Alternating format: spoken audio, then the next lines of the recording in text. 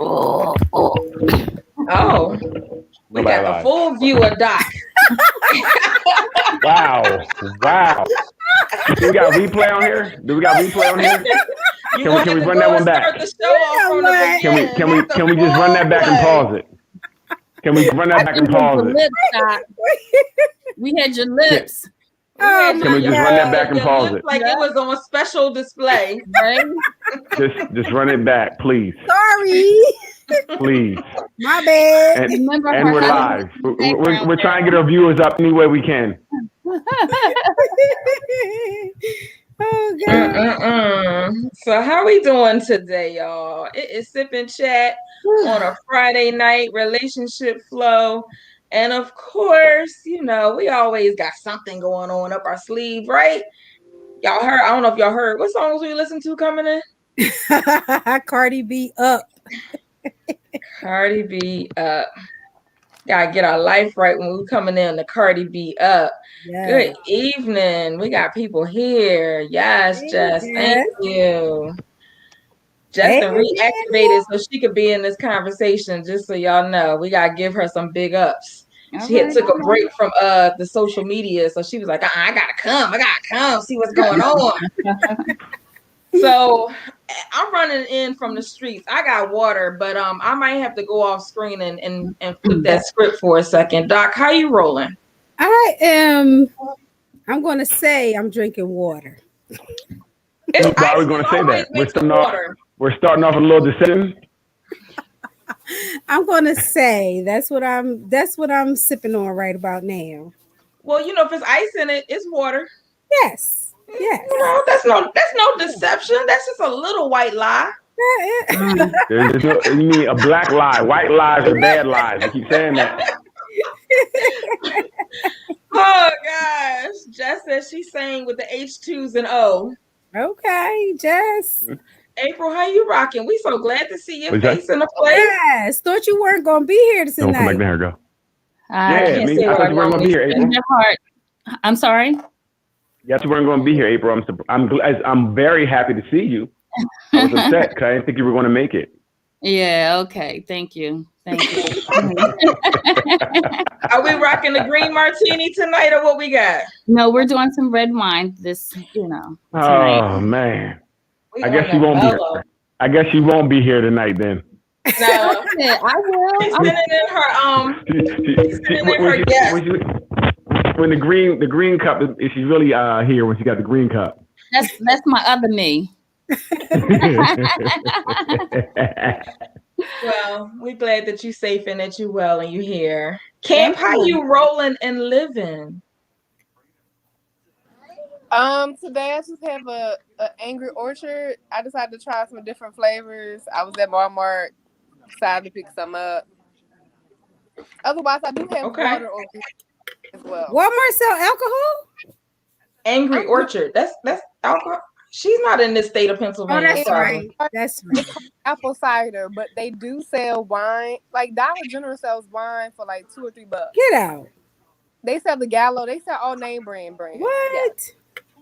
Yeah. Okay. Yeah. So you can go to the gas station and get it. Wine, beer. Other places, liquor. I know you're not relocating, are you, Doc? You doing research and development like you're about to relocate. You know what? I remember the first time I went to a state where they had alcohol in the supermarket. I was like, "Ooh, wait a minute, this is different." Vegas. They Walmart. You're like, woo, yeah. All right, so you know we always do ladies first, but you know it's like it's something happening in this last box of the check-in. I don't know, like usually we see this glistening type situation going on. We got a little glisten going on, but now we got buttoned up to the choker. Hey. Buttoned up to the choker. Good evening, everyone. Hey, good evening. How's everyone doing? Oh, and he got the very white voice this evening. This is what you do when we have guests. I'm very happy to be here this evening. Is this what you do when we have guests? Yes. You gotta slow it down a little bit for the lovers in the house. Are you like the quiet storm? Right. So that means Tony if Brown. you don't have to guess anymore, you're gonna flip it back to the everyday Daryl that we get in the group or relationship flow. Yes, it's going back to normal after the game. Mm. That's so funny. We have company. We have company. We have to act new when we have company. Oh, I didn't even realize that. Look, Ruth even shouting you out. She's like, "Oh, you got professional face on tonight." Like he giving out autographs. He got the button up.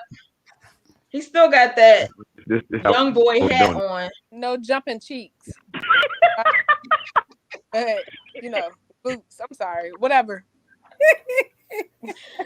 Oh, it's relationship flow. It's relationship flow. Any community events we want to rock into before we dive on in? What's going on in the world? Well, only 53 schools, a couple of hundred. I'll tell you when now. Purification in the city of Philadelphia. District schools. Wow. In terms of 53 out of what? It was around 220, 230. It's over 200, but only 53 passed. So that's less than half. Yeah. Where's that at? Where's that at? Philadelphia. I wanted to ask. Did you want about Baltimore? What are you saying in all your studio equipment? Right. I said the school in Baltimore. What about the school in Baltimore, sir? Yeah. Where they were passing kids through to the high schoolers. Yes. And then found out they had like 3 credits, and they would have from the 9th grade over.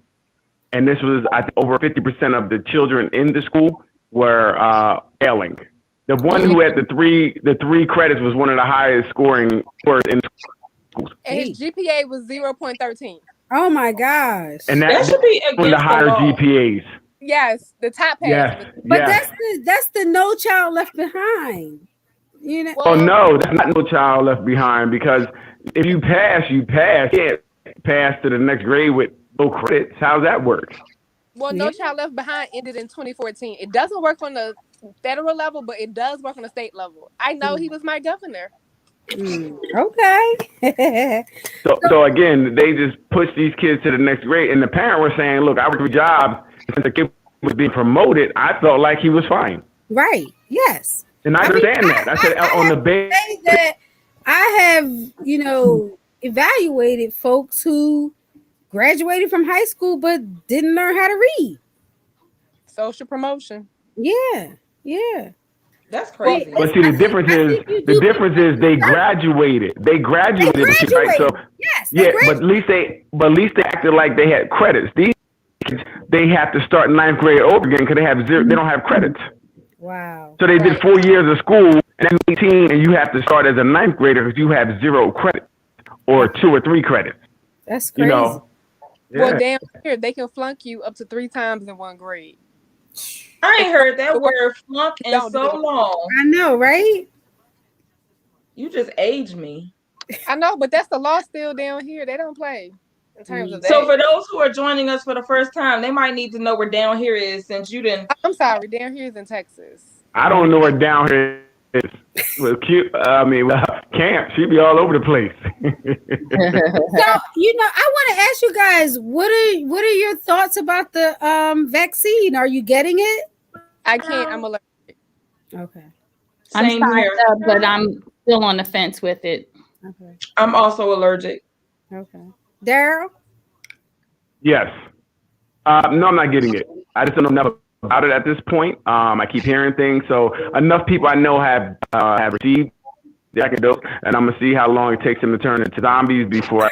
Oh yeah, because the CDC put out what you should do if there's a apocalypse. If we do have based on getting the COVID-19. But then the other thing is that the vaccine doesn't make you not catch the COVID, the cousin COVID. It only does clinical diseases that already existed before the vaccine became available. So it's still a possibility the COVID can take you out of this world. You can still get it, and you still have to mask, wash your hands, especially after going to the bathroom and cooking food and all that good stuff, and have your wipes. You still have to do all that still. Right. Well, the vaccine. But wait a minute, just it's saying that you ain't got to wear no mask no more. That's good. There's 5 states that are getting rid of the mask mandate, but I'm still walking around with a mask. Exactly. It's Iowa, Minnesota. It was 2 other places in the middle of nowhere in the United States of America, but those are 3 states: Minnesota, Iowa, and Texas so far. I mean, if you want to take your chances, thank you. Go ahead with yourself. Right. But I said, not but I taking keep, even though I be all over, I keep a bubble still. Mm-hmm. Yeah. Keep a bubble. Right. It looked like Daryl's trying to find out where our guest is at. Oh, also I was gonna tell y'all the vaccine. You know we live before whatever it is you about to say. No. It's not that. I was like, the vaccine that people don't think about that's really like is, if you get it, is like disastrous. Shingles. Right. I had got like about 8-9 years ago. Guess what? From a school district building, but that's another story. Child. Out for like a month and a half. I had You to got no skin exposed, wearing gloves, changing 100 gloves a day. It was crazy. Cooking separately, separate bed, like it's so that's what. Yeah, shingles. I got the flu vaccine for the first time this year. I've never had it. Never. How you feel? Saw it as How do you feel? I was fine afterwards. Okay. I didn't have any issues with it, but I never saw the, a reason to get it before. But I did get it this year because people were talking about it so much and saying that if you have the flu vaccine, you might be have a lesser reaction to some of the other stuff that's going on. Right. I did get it this year, but it was the first time. I didn't have any problems. Though. I didn't get any. I didn't have any adverse effects from it. So, Doc, did you say you were going to get it, or you still? No, I'm on the fence. Really, I'm not sure. Right. I'm not sure. I've been just doing my research, and the latest thing I saw was that there's some problems with women's breast tissue after they get the vaccine. So I'm still on the fence. I'm hoping enough people get it so that I don't have to. Me too. Exactly. So my other question would be, it's kind of ignorant, but I know they said we can't. I guess it takes away the effect if you get it, right? You don't feel the whatever it is when you get it. Does it still ravage your body? Does your body still go through whatever issues it may have? You just don't feel it. I don't know what it means that it's just taking away all the symptoms of it. That confuses. You know what that big ass mic you have on? You still cutting in and out. What'd you say? Don't talk about. With that big A mic you have, you're still cutting out. Look, did you hear me? No, I don't. April's over tonight. Hey, Tanya. I think, you know what? I think I know what I need to do. Hey, Tanya. I think you need, What in the world? So I really have not made a decision yet about whether or not I'm gonna get the vaccine. I mean, the reason I would get it is to just be around my grandson, right? And my daughter. Yeah. But I'm waiting to see. Just wear 2 masks. You be all right. Same here. I wear masks when I'm around when I'm around him and holding him and with her. I definitely wear masks. Even though I've been tested and I'm negative, but I'm still cautious. Yeah, I'm right. Now, I haven't been tested. I just signed up with Cooper to get tested, and they do the swab. Okay. Nobody's swabbing. I'm sorry? I said nobody's swabbing me. So how did you get tested? My blood work in my primary physician's office. Okay. Oh, really? Okay. Yeah, I've been tested twice, both times negative. But yeah, I've been tested. Okay. I made sure to get tested, before he came home, because I wanted to be able to be around him, but I still wear a mask. Did you bring in your standard mic? You see what Ruth said about his mic? April is awfully worried about my. Look, I'm just saying that other one was just covering your face. It was too big for you. I call my magic mic. Well, Magic Mike was too big for you, hon. You couldn't handle that one. Oh, can you handle it? I only require I like large things. I have a big house. I have a big car. Everything, you know. I belong in Texas, really. Well, can you fit in that little garage? Is the question. What? Don't worry about my small package. Oh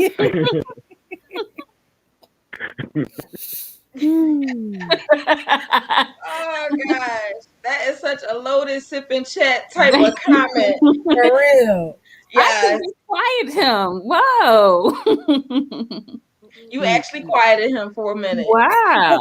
Right? Listen, she's very. I know she's fishing for it. She's fishing for the mic. I get it.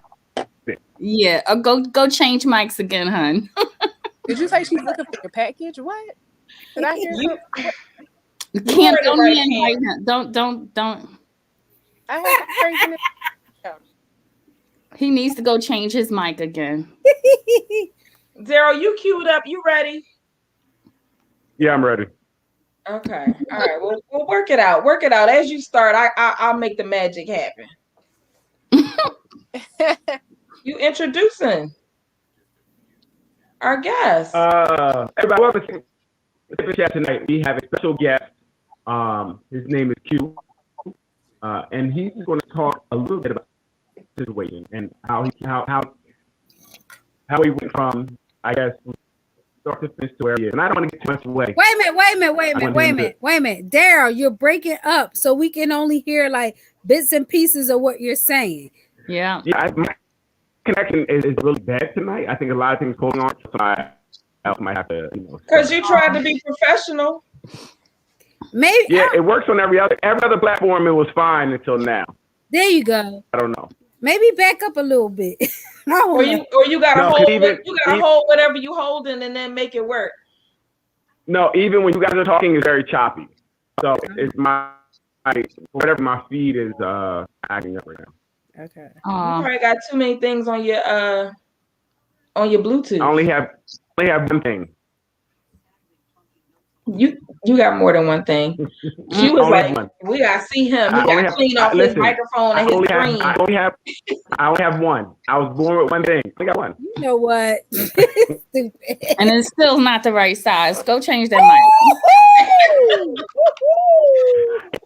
April, when I found out so bad, this reverse psychology doesn't work here. You can get it. Tell them that. Daughter court you. Watch your mouth. All right, so you want to try that again with the every other word being clearer this time? I mean, he's checking his time. He like, okay, what we doing here? He said, come back. Even you guys are very choppy, so someone else might want to go. Because I think I want to keep doing this until I figure out what's going on. I'm about to change the internet in a minute. Am I good now? I don't know. No, you went to Walmart on a blue light special. It's going to be that way. Yeah. Doc, are you able to introduce Q? I mean, I don't know. What is she doing? I'm trying to hear what Daryl is saying. It looked like you was looking at your cat. No, I was trying to hear what Daryl was saying. Yeah. All right, Daryl, introduce Q. He's choppy. Hello. How's everyone doing? Go ahead.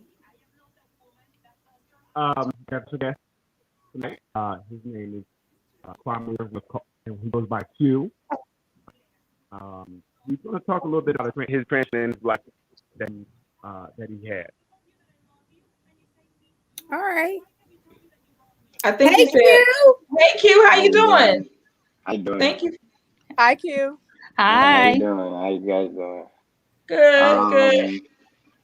I'll put you on the spotlight. Yeah. Looking extra muscular over there, Q. You like calm that down. Yeah. So just like Daryl said, I'll be talking to you guys about the entire transition from female to male. Let me know if I'm actually choppy myself because when everybody was speaking, everybody was going in and out. But from I'm gonna start when I was like 5 years old. So basically, when I was like five, everybody like always say like when you're a kid, you don't really know like what you want to be. And to me, I already felt like I was already a boy. I'm not gonna say a man because I wasn't a man around the time, but I already felt like I was a boy. So me being around like my grandma and like family members, they I think they already seen like because I always used to do tomboy things and when every time my grandma like buy um my nephew's underwear, I will go run to the bag because I'm thinking it's mine, and I will go take them and I will happily put them on, and I'm like, yeah, these mine, like type stuff like that. So I get a story about that all the time. Once I got to a certain age, I realized like just a lot, like probably like when I was like age 7, I noticed a little growth in myself, and I'm like, okay, what are these? Like, I started to get like little nebs on my chest, and I'm like, okay. So I didn't even worry about it because I thought like, that's just puberty. But like I said, I always used to run around the neighborhood and stuff like that with friends and my nephews all the time. Like I said, I do tomboyish things, like running, basketball, football. Like I never wanted to do no jump rope or ride a bike, play with nails, have a Barbie, stuff like that. Like I'll play with Transformers. I remember to this day, I used to have like a Transformer I play with probably like maybe every single day. Um, and nobody had a problem with that when I was younger. So once I got to 13, I believe, like 11, 13, things started to like happen, and my life started to maybe drift apart after my grandparents died, and then like I never say nothing about my parents because I can't say the F word and stuff like that, but um it's forget my dad, and then my mom is deceased. So my parents wasn't in my life when I was younger.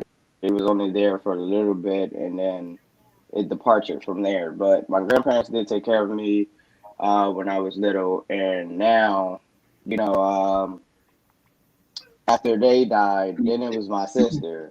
So right after my sister, like I was going through like abuse and a lot of neglect. She put me in the basement and stuff, and I try to figure out like, okay, maybe the basement isn't bad. Maybe I could just beat it up, but I couldn't even beat the basement up because she wanted everything to be how the basement was when we moved into her new house. So her first option was to put me was in the basement. Like the rest of the part of the house was very beautiful. She didn't want me next to her kids. She, you know, mainly fought with me every single day. So like sometimes she even starved me to the point where I had to sneak food to eat. So it kind of took a big toll over me about that as well. So when we fought every single day, it it made me wonder like what did I ever do to her? And as being little, I never like was around like my sisters or brother because they're a little bit older than me, so they would be around their friends or around other family members. Like I said, I was only around my nephews when I was younger. Um, so I don't know what her problem was at all. I just thought she just always hated me. But I did stay in my my grandma one time and told her like I'm not her punching bag, like I'm not someone like on the street that you could just keep hitting and just starving me and stuff like that. Like I'm actually a human being. I live with you. I stay with you. So treat me as such. Like treat me as one of your kids. Like you feed them, you bathe them. Hello. Yeah, some feedback from somewhere. Somebody's Oh, talking. I didn't. I'm sorry. I couldn't even see or hear. I'm sorry. That's okay. Keep going. You But good? You uh, okay? yeah. I'm fine. I'm fine. Okay. But right after right after that whole situation, then I did run away and I ran with I didn't run with anyone, but I ran away and I ran away to my cousin's house. Then like she tried to look for me, so I ran away to a friend's house. And then right after a friend, I ran away to my grandparents' house. But since I was a girl around the time, like I couldn't really stay with my grandpa. Like my grandmom died when I was 7, but my grandpa was still alive, and he said he couldn't take care of me because like I'm a female, so you don't know how to, take care of me. So I was very upset when he said that, but he was sick around the time, so I understood why he couldn't do what he do. So um uh I wasn't, services. I'm gonna say that I was in services where I had to be housed, placed in, either shelters or foster care like homes and stuff like that. But it was always a back and forth situation with each foster parent.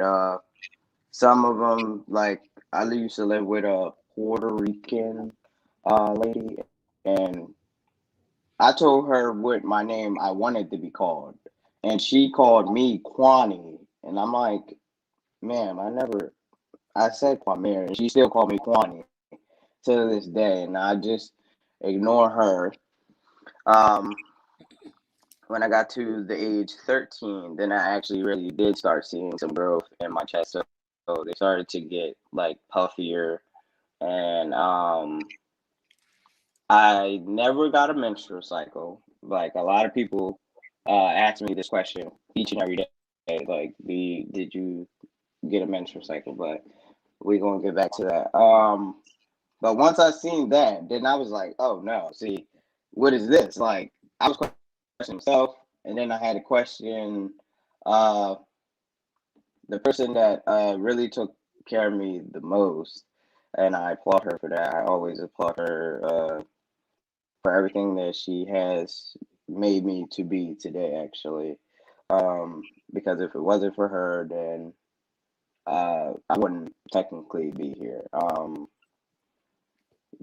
She asked me like, what did I think like was going to happen? I said I thought I was a boy. Like, um, she said, no, you're a female. So once like I really clicked in with that, then I said, can I be able to like change or be able to switch? And she said, yes, there are a lot of options. And she gave me those options. And then my first place was to go to the Mazzoni Center, which is in Philadelphia. The Mazzoni Mm-hmm. Center is Yep. when I Mm-hmm. started that, and when I was 14 years old, and me and her went together, and because mind you, I'm a minor, I can't do anything. Right. I would have to sorry, I would have to go somewhere else to speak because I'm trying to sit down. Hold on. You all the way in the dark now. Okay, we But got you. I'm trying to go all the way downstairs. I'm so sorry. No need to be sorry. We here with you. Okay, there we go. Do you want to So say what kind of services that the Mazzani Center does? the Mazzoni Or you want to Center go is through your? actually. Oh, I'm Go ahead. sorry. No, go ahead.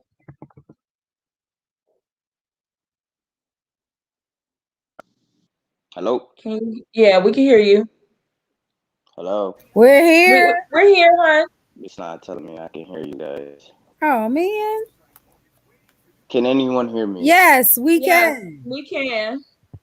Yes, I can hear you. Hold on. We can hear you. Yeah, we can hear you, Qua. We got you. I can't hear no. Okay, there we go. I couldn't hear. I can't hear no one. We can hear Okay, you. so um, what was it? The Mazzoni Center is actually for the LGBT community, and I had actually learned that myself. What LGBT meant. Lesbian, gay, bi, and trans. So once I got to the T part, I actually questioned myself, like, and questioned her, and I said, what does trans mean? Because I knew what everything else meant, but she explained it to me and said that you know, trans mean from one sex to the other. So I'm like, so you're saying I could be like, since I am this, can I be that? Which is from female to male. And she said yes. So I actually started talking to the Mazzoni Center, the talk to them, and they said that yes, like that's possible. You could be able to become from one sex to the other. And I said, oh, okay. So I told them, can I be able to be from female to male? And they started working fast. They got right to it. Like they had no hesitation, but they really wanted to mainly ask me, those questions like, are you sure? Because once you go from this sex, you can't go back to this sex, and all types of stuff.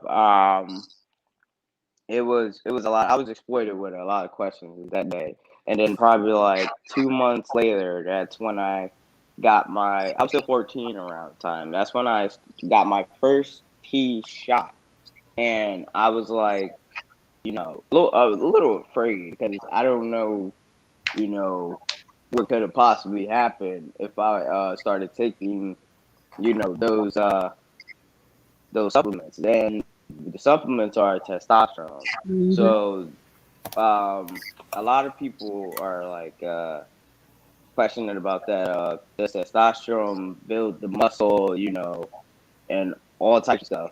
What the testosterone do for me is only me. I don't, and I know about other trans stories, but it's technically my story. I'm sorry, but my story is that once I started taking, the testosterone, it gave me a voice, meaning so a deep voice, because I did have a pitch voice. It gave me a deep voice, a little Adam's apple. It's giving me a little bit of facial hair. Well, it gave me facial hair. I'm not on the testosterone anymore. Um, and it gave me a little growth down there. Not a little, but I'm not gonna, mention how that looks down there. But just know that it's definitely a man's area down here. It's very crazy. What was I saying? So once a little growth started growing down there, like I was in the shower when this was going on, and I'm like, okay. So probably like how many months went by? Like 3, 4, 5 months went by after taking that. So I heard the voice coming, and I was like, oh, cool. Like I like it. I was trying it out in the mirror, like yeah, like trying to sound like Elvis and stuff. Like thank you very much. Like stuff like that.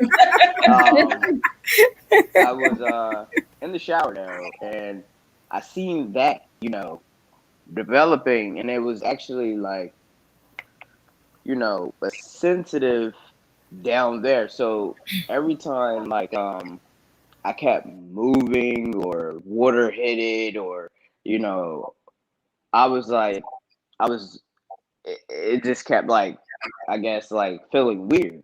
So So I'm sorry. So you're saying I got scared, your and penis I called started to. the person that helped me Wait, out, Q. and she Daryl is said asking that a question. you know we're gonna go to the doctor. So we go to the doctors, and it wasn't just my primary doctor. It was actually Can you guys? I know you guys Q, can hear me, but I Q. can't hear you guys. Oh, okay. Okay, so wait a minute. Wait a minute. I still can't hear you. Hmm. I don't think it's my headphones either. Yeah, my headphones are connected, Can you hear us? so I don't know what's going on. No, he can't hear He us. said can't hear us. Let me see. From this side, Sign out and canceled sign in. Okay, echo. hold on. He's going to sign out and sign back in. Okay. Did you want to? It might have lost the signal. So listen, if he has you still every other word. Right, Daryl, with your damn. You gotta fix this every other word Yes. Thing. Yeah. So for me, everything's every other word. I don't know what it is. Everybody's every other word. Oh my God, Daryl! This is not the week. I can hear everybody now. You still can't hear us? No, I can hear you. Yay! Yes. Okay, Daryl was about to ask you a question with his special equipment that's going in and out.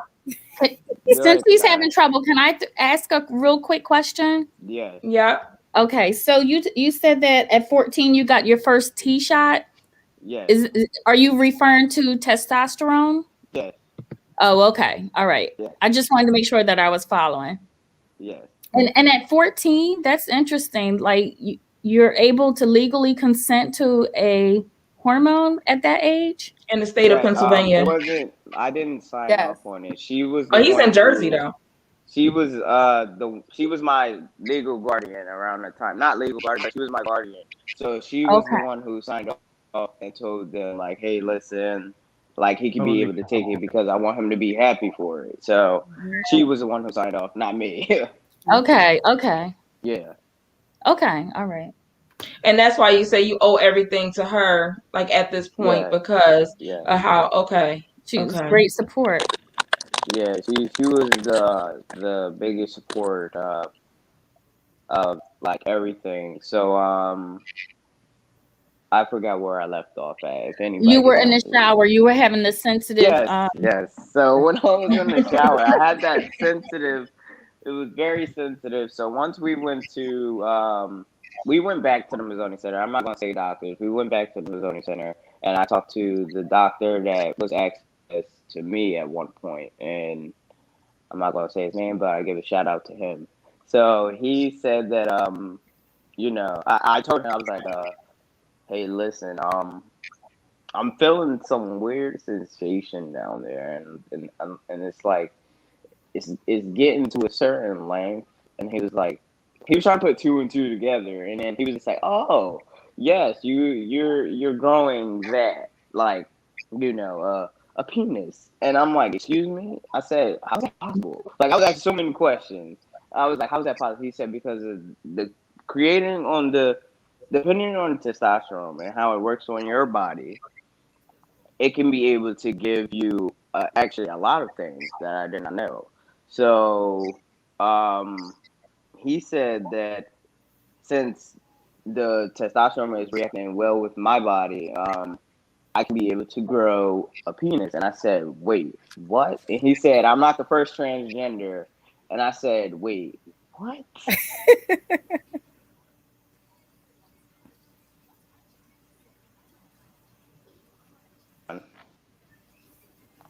Oh, we lost him. Oh man, that's when it was getting interesting. Right, I had my popcorn ready. I'm trying to drink some water. Man. This is really great and informative, though. I think for anybody who is like listening and following the conversation, because we're saying it's from his point of view, but it's really gaining some insight of what his experience truly has been. Mm-hmm. And it really confirms, what as we as clinicians have heard, about people's experiences. I mean, I just, from what I've heard, the youngest that I've heard myself as a clinician is someone telling me that in first grade that the teacher assigned an assignment saying, what do you want to be as an adult? And this one person saying, I want to be a woman. You know, and this is a boy child saying, I want to be a woman at 6 years old. So this is very, very informative, because it shows you that this happens very, very early in the stages of people's lives. He'll be back, Ellie. Trust me. Where's Waldo? He'll be back. Oh, you spoke him up. There we go. But you want me to keep continuing? Yes. Well, we do definitely. Yeah. Let's see if Daryl had a question though, as his equipment is being tested before you go back into because I do have a question from what you've said already, but I'm gonna wait. No, what was the question? Go ahead. Yeah. Am I good? You are perfect. You back to the old Daryl right now. So he took off his hat. That's what it was. It was the hat. Hat came off a while ago. you know, and everybody knows I'm not a fan of hats. I don't know. Some weeks you come in and So, Q, you said, I guess as you started taking testosterone in the shower, you noticed that your penis started to develop. Was that yes? Okay, and you said it was very sensitive and things of that nature.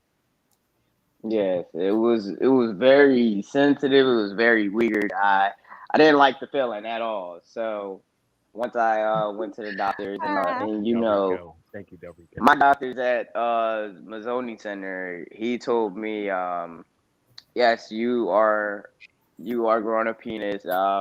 For anybody that takes it, depending on how your body like reacts to the medicine or the medication, then this is like you get certain parts of your body to, you know, develop. So hair can function, that can happen. The voice, the Adam's apple, it all comes from that. And also masculine, like you could be able to be, you know, broad, like big. So, but I didn't have that problem in the big section because I was already, you know, big when I was, you know, growing up. Like I did a lot of boyish things. I'm sorry, when you say big, you mean you were already kind of muscular? Like built, yeah. I was already muscular. Okay. I was already muscular. And so, you gotta be clear on this conversation because we go a whole bunch of different directions with the word big. Absolutely. So we're talking about. If you heard us earlier talking about the microphone that Daryl got, we talked about how big it was, and then April wants to know how big microphones are, but we digress. I was just wondering why your microphone was so big. I know you were wondering, and let me clear that up. It was so unmatched for you. I can come show you and clear it all up. No, so okay. Your penis is fully functioning at this point, Q? Yes, like so. That was when I was 14. So like as years go by, it's not just months, it takes years. So as years went by, it actually started to develop a little bit bigger. I'm not going to say like how the length or anything like that, but right now, yes, it's very functioning. I can be able to do exactly what a man can do. But to get where I was with the area of the penis, which is the balls, because I know you got like questions for that. How did the balls get there? Like a lot of people ask that as well. But so when I went to the doctor, probably like around like 16 years old. That's when, like, you know, I'm trying to figure out like, okay, so can I be able to, you know, I ask these questions because I want to make sure I'm actually okay for myself. So once I went to the doctors, he said that the only way to be able to receive kids, and I said receive, the only way to give kids and you know get your girlfriend pregnant and stuff like that is that he would have to do it's not surgery. A lot of people ask me that it's not surgery. Like I already had it, but I just didn't have like the testicles and the sperm. So I know the procedure about the sperm, but I don't know the procedure about the balls because I was asleep. So I don't know anything about that, and he won't proclaim my information to me. But all I just know is he was a miracle worker as well. Okay, So a yes, I miracle is guess correct. yes, it's definitely a miracle worker. But with the sperm, women produces eggs. So yes, I still did have eggs and stuff like that. But right here on both sides, actually, he placed two tubes inside. I still have the scars from that. And he put the two tubes inside, and minced the eggs, if that makes sense. Like he basically like sucked my eggs out, and like I was asleep, but he definitely told me my procedure of that. But minced the eggs and basically like made it to where I could be able to give kids, and I said okay, all right, so and be able to, if I want to be able to be a man and go do my business, then I can go do that as well. So once he told me that I could be able to, like, have kids, then I probably cried for like 2 hours. Mm. I think I cried for like Ha- 2 hours were they because I was happy that So tears? you happy. can so you can Okay. have children with your DNA because they save the eggs. Yes, it's Okay. not just Well, no, they no. saved the Well, eggs. The eggs are still no, they're not eggs. They're not eggs. no, no. They're So sperm he can now. have. He says he can Yeah, have children now because of the sperm he has inside of him. Correct. Okay. yeah. So My And eggs is are how do you? my so sperm. is it his generated sperm, like your own personally generated sperm, or is it like deposited sperm?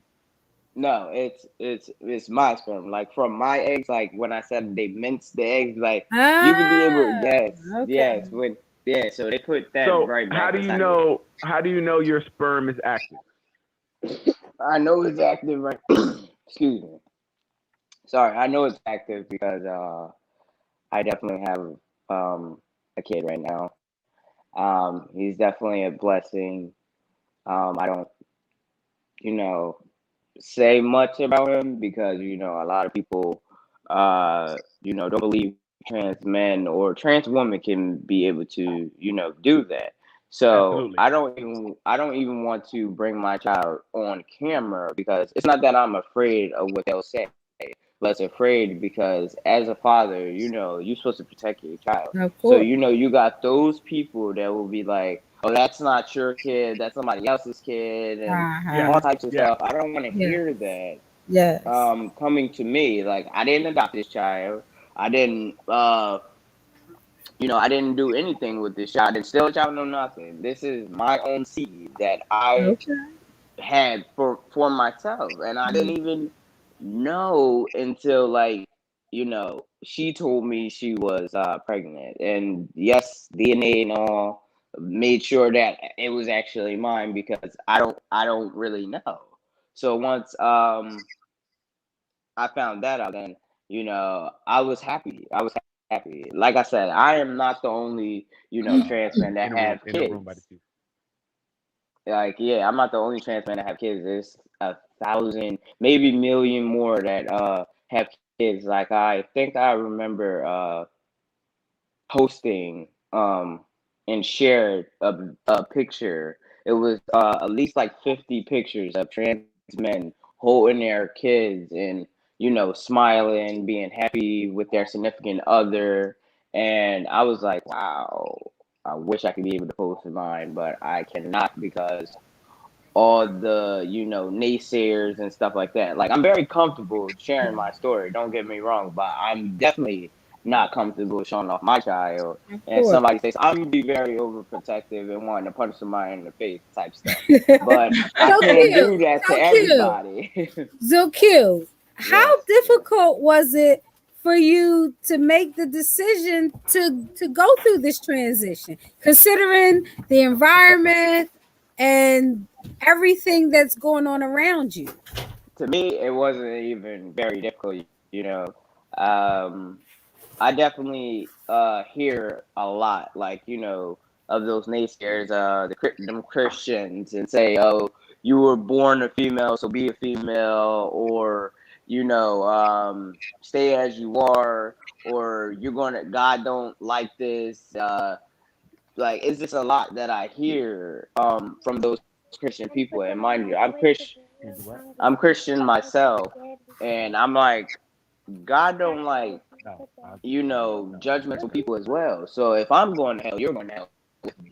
Like, I tell them that. Like, it's stuff that I say that wraps their head around it, and they actually try to apologize to me. So it's like, but wasn't you just like saying this to me and all types of stuff? So I won't even say difficult, because all the people that gives me the hate now is like trying to interact with me, trying to speak to me, trying to know more about me and stuff like that, which is great. But I wouldn't let those people that gave me the hate get even close to me, because I don't trust you after what you done said to me before. Mm-hmm. So the positive people I have in my corner is the supporters, the fans, like everybody else, because they gave me the voice to be able to speak for other trans people that are scared to come out,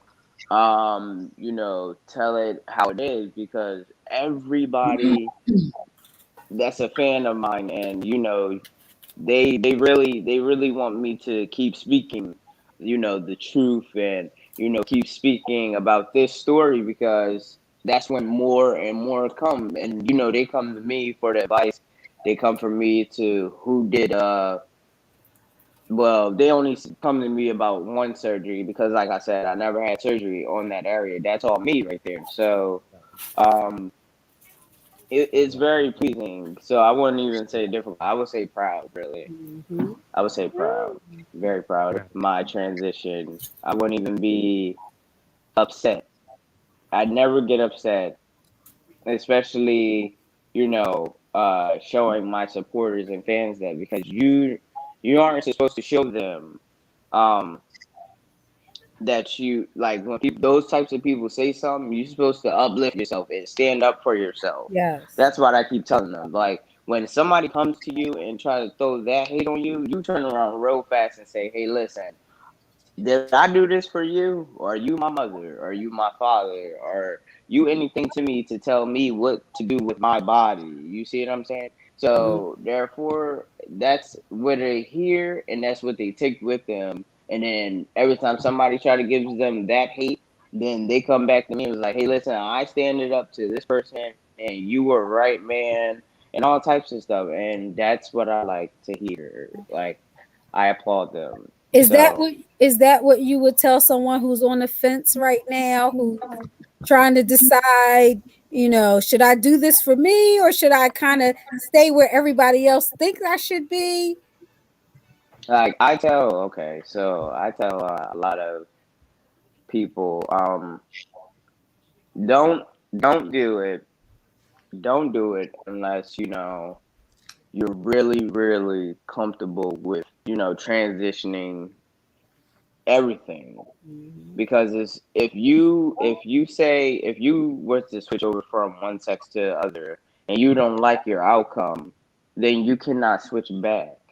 It's actually a lot of people that I've seen on YouTube, and they cried and told their story on why they don't want to be this sex. So I tell people, like, make sure you really want to do this. Like, I wouldn't, I don't play about when it comes to trans people. Like, I really stick up for the LGBT community. So if you really, really want to be the opposite sex, like, first seek therapy. You Mm-hmm. know, make sure, like, you really want to not be yourself. Mm-hmm. Like, if you want to be I mean, something wait, else, you, you said not be yourself or be yourself. like not basically not being yourself. Like, basically meaning as though, like I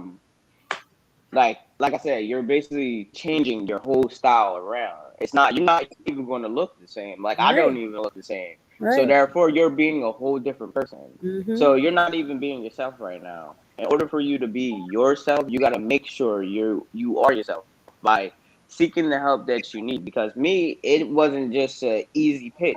I didn't even mention that I did therapy. I went to neurocchiatrist, psychiatrist, all the neurocchiatrists you can ever think of, just to be where I'm at. And that took some time, but they made sure, like, hey, listen, I told them about that area down there, and it was just like, wow.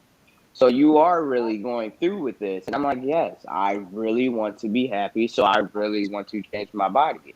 So once they got that and they told the doctor that did my top surgery, he was applauded. Now, this doctor is a plastic surgeon. His name is Dr. Jonathan Keith. And We don't get free plugs. you know,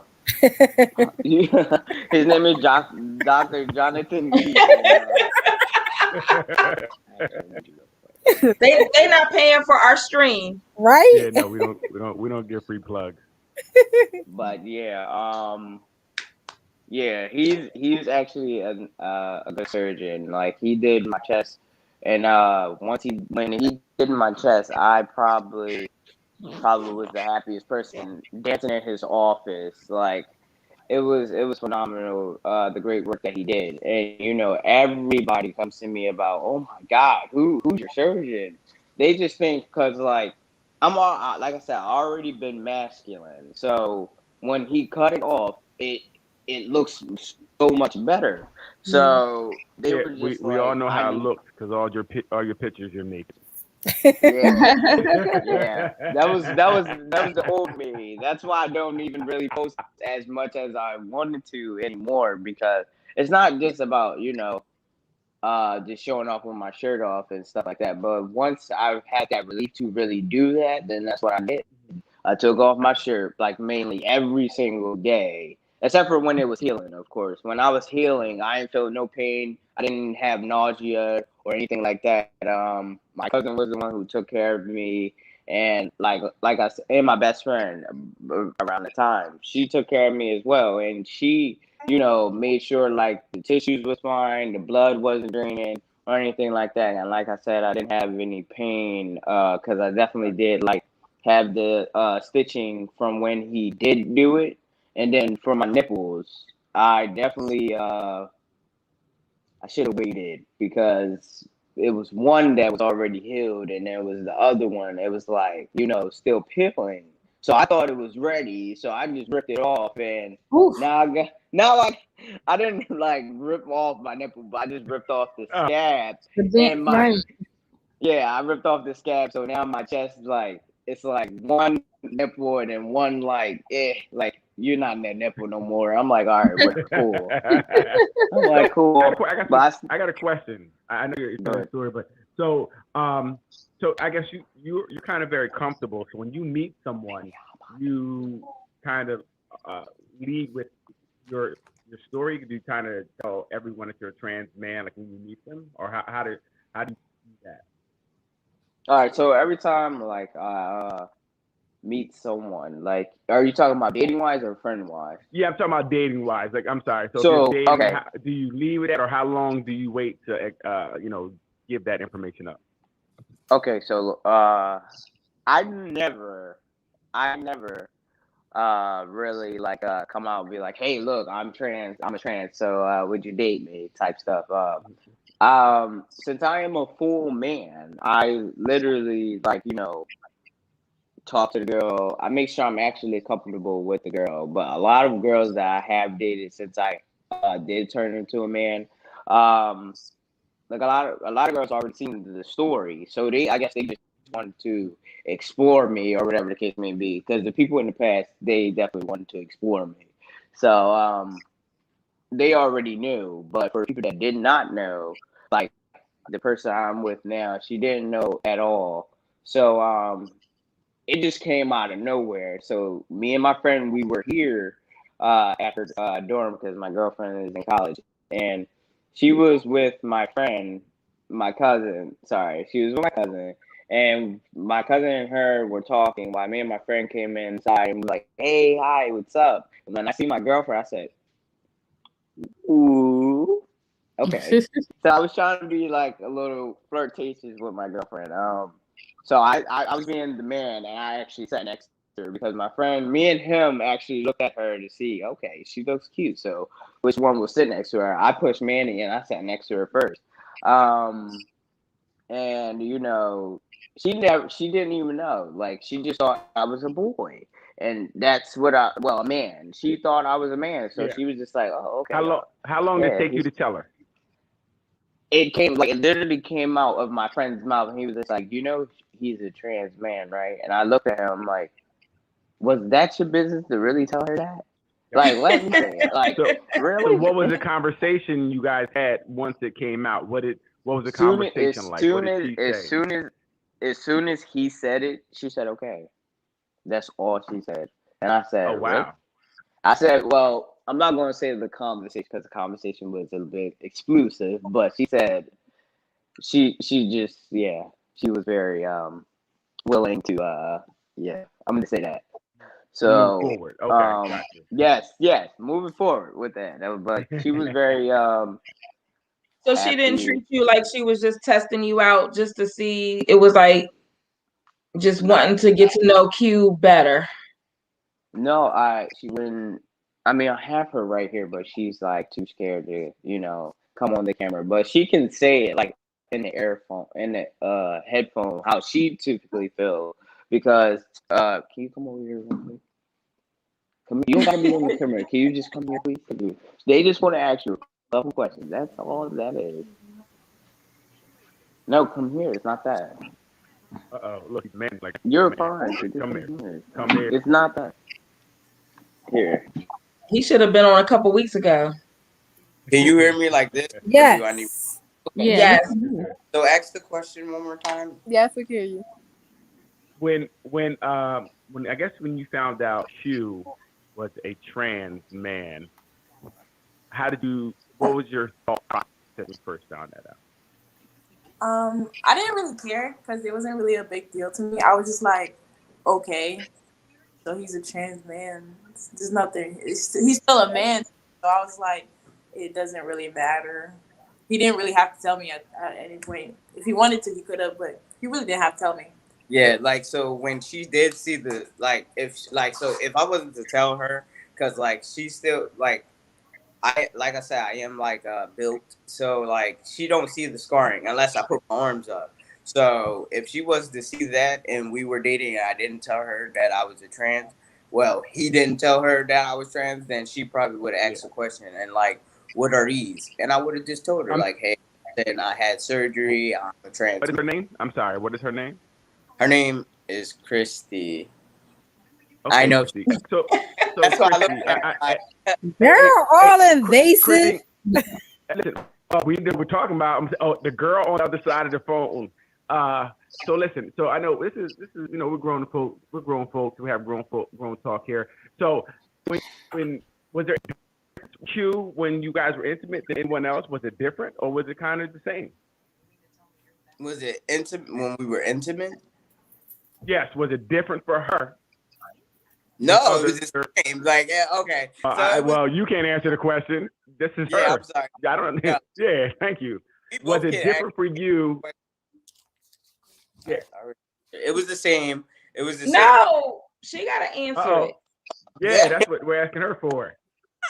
Was it different for you? If she's comfortable with answering that question, right? But we're talking about you receiving him as a man. Yeah, go ahead, babe. Go ahead. It wasn't different for me at all. It was the same. So there was really no problem. Okay.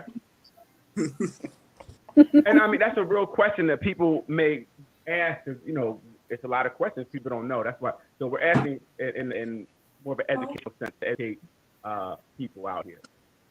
So thank you definitely for answering these questions. Q. Yes. Do you find that you need to tell people? Okay, so no, I really don't. Like, unless I'm really intimate with you, which I would never be intimate with nobody unless it's her. But good answer. Good one. Yes. Right. Yes. Right. Good one. yeah. I'm just saying. Go upstairs to go do some homework. So once she goes upstairs, like she, if you guys got more questions for her, then I'll answer them. But I think we're if you good want, on her. I think we're good. you're good. Okay, so go ahead. You're good.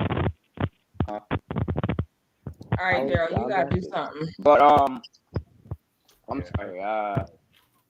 When I talk to a lot of people, they just, off the back, oh, he's a cute boy. They think I'm a little boy because of how I look, and I'm like, no, I'm definitely a grown man. But they say, oh, he's cute, he's handsome, be truthful in your skin, like you look beautiful, like they'll say beautiful, like because most men do be getting called beautiful or stuff like that.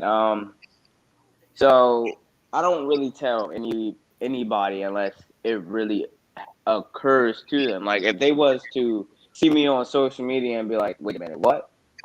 Because I remember being inside of my job, and everybody already knew, about most of them knew. I'm not gonna say everybody. Most of them knew that was from female to male. But once I started working with other social work, I mean, when I said social work, other coworkers, they they questioned me and was just like, "Wait a minute, that's him. That's the boy from Facebook." And I'm like, "Yeah, what about me?" And they were just like, "So you're really from this to this?" And I'm like, "Yes, I'm really from female to male, if that's what you want to call it." And they were just like, "Wow, it's crazy because I would have never thought, and I can't see you as a woman." And I'm like, that's the beauty of it. That's what I'm trying to capture. I don't want to be seen as that. Like I want to be seen as who I am now. So yeah. Have you met any at work? Has anyone, let's say, any ignorance at work or be treated differently? Maybe when they found out or anything. Have you noticed anything at work? Have they? No, at my job, everybody is the same, but nobody can discriminate. If somebody was to discriminate, you're fired. You can't be discriminating somebody else because of who they want to be. You can't bully nobody sex, gender, all. I mean, sex is the same thing as gender, but you can't exploit nobody because of the sex they want to be, the relationship they want to be in. Like if they wanted to date a man or a woman or the same sex, you can't do any of that. So if you were to, you get fired. Okay. So I don't even really. I never had no problems in that area because everybody sees me as who I am right now. So that's what I like. What kind of work do you do? I'm maintenance at Walmart. Okay. Okay. Don't be Yeah, ashamed. That's man. a job. You No, don't have it's to not necessarily say sad. the company, but yeah, Yeah. Yeah, I'm not going. I mean, they don't know because what they're not company. paying for sponsorship. Yeah, That don't yeah. get our free promotion. Have you Shoot, I met wish. or do you meet a lot? How about have You you ever? whispering, Daryl. I can't even hear you. Yeah. I'm sorry. Better. My ears. You whispering. I'll just let it go for now. No, we heard you then. Yeah. So my question to you is, when I get at times, because I know you do have a big following on a lot of social medias and things of that nature. Do you ever met with any opposition when you're out? Do people ever try to get at you or say something about you being trans or anything like that? Like you're saying, like the hateful people, like the Yeah. hateful. Yes. Yes. Yes. Okay. Yes. No. Only probably no. No, I'm not even gonna say that. No, I actually no. I haven't had any body say anything, and I actually met them in person. They did what they did. Like I said, I did get a lot of threats, but I turn around and say, I don't say like threats back, but I'm like, if you think you're like, I get these are the type of comments that I get. Like I get the people that'll say, oh, I'll beat you up, like the men, for example. I'm saying, like, I'm a man too, but men I think are very terrified of me for some reason. I'm like, okay, so because I'm a man, you think it's okay to say like what you think you're gonna say. They was like, oh, I'll put my hand on women, but I'll whoop your ass and stuff like that. Sorry for the language. And I'm like looking at them, I'm like, what makes you think I will let you really touch me and I won't do nothing back? Like, come on now. I have those types of people, and then, like I said, then they want to flip, like, "Oh, I'm sorry, man. I didn't mean to say what I, man. I don't want to hear it. Like, you said what you said. You think you big and bad because you're on social media saying what you're saying. So when you're behind a screen versus actually in person with the person, because actually, no, Daryl, you're actually right. I did meet one person. They were in my job actually, and then it was a dude, and he's probably like a little bit taller than me, just a little bit. And he said that, when I see you, I'm gonna shoot you and all types of stuff. And I was just like, okay, whatever, whatever. Wow. I don't care about none of that. So when I actually see him in Walmart, I just looked at him.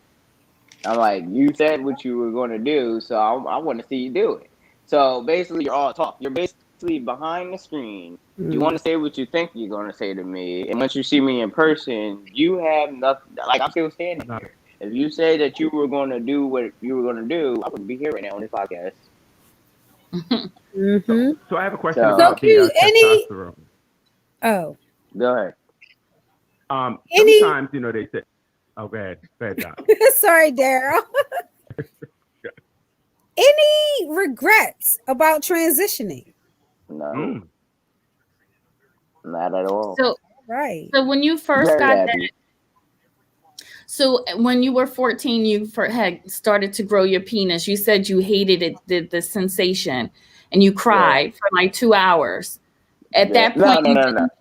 No, I didn't cry for 2 hours because of the sensation. I said I cried for 2 hours because of what the news he Oh, told me that I happiness. did. Okay. Yes, yeah. Okay, So I'm when I sorry. felt when I felt the sensation, I was questioning it, like, why is it so sensitive down there Right. and stuff Okay. like Gotcha. that.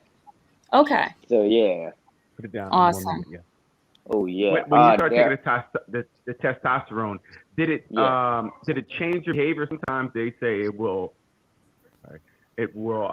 Make you more aggressive. more Okay. aggressive, anger. So, being on testosterone, it actually made me like, like I felt like I was on steroids, and I'm like, hold up. Well, testosterone is typically like a steroid, but then again, I'm like, hold up. I had moods out like crazy, and it's still like a little effect in my body because like the longer I was taking it from 14 to I believe 20. I've been off of it for more than like 2 years. So, um, once I got off of it, like I felt like depressed, stressed a lot and stuff like that. So being on it made me angry, happy, in fighting mode all the time. I'm like, well, what the hell? My moods be going from this to that to I didn't like that. So I basically had mood swings. And the doctor did tell me that I would definitely have some mood swings. So be careful, like watch out for that. And I'm like, what are you talking about? And then months go by. I'm like, okay, I see what the hell he was talking about because it was going from on and on. I'm like, wow, okay, yeah. So I I have have a a question. question. Oh, go ahead, Camp. Q, I wanted to know, is there a certain time that is recommended to be on the testosterone? I would say yes. Or is it case by I say yes because a lot of people now, like that are grown, say like in their mid 20s or 30s, they ask me, "Is it too late?" I say yes because technically you are supposed to start around your teenage years because like if you was to start, say if I'm like 35 and I wanted to start T and I actually be on T, and I don't get what I want. Like basically the voice, the hair, and all types of stuff. It's basically genetics. So if you really wanted to start, then I think you should start around like teenage years. And a lot of people do. A lot of people even started around. I'm sorry. Do you ever have to go back on You test? can finish No. the question you're answering Okay. first. Yeah. I'm sorry because I didn't know if that was going to sit there. No, yeah, it's good. It'll stay. But well, forgot what I was saying now. We were answering how long you had to be on testosterone is better as an adolescent than it is at 35 and above. Yes, yeah, I believe it's way better starting as a teenager. A lot of people started younger than that, so I'm very happy for that as well. That people actually did start at a younger age. But over that, like mid 20s and into your 30s, I wouldn't even recommend it.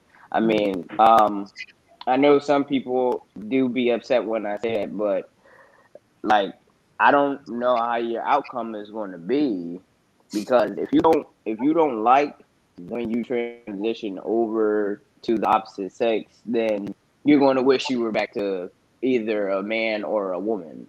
So that's what I mainly tell people. And then this question said, "Do you ever have to?" No, I do not have to go back on testosterone. My voice is the same. My Adam's apple is the same.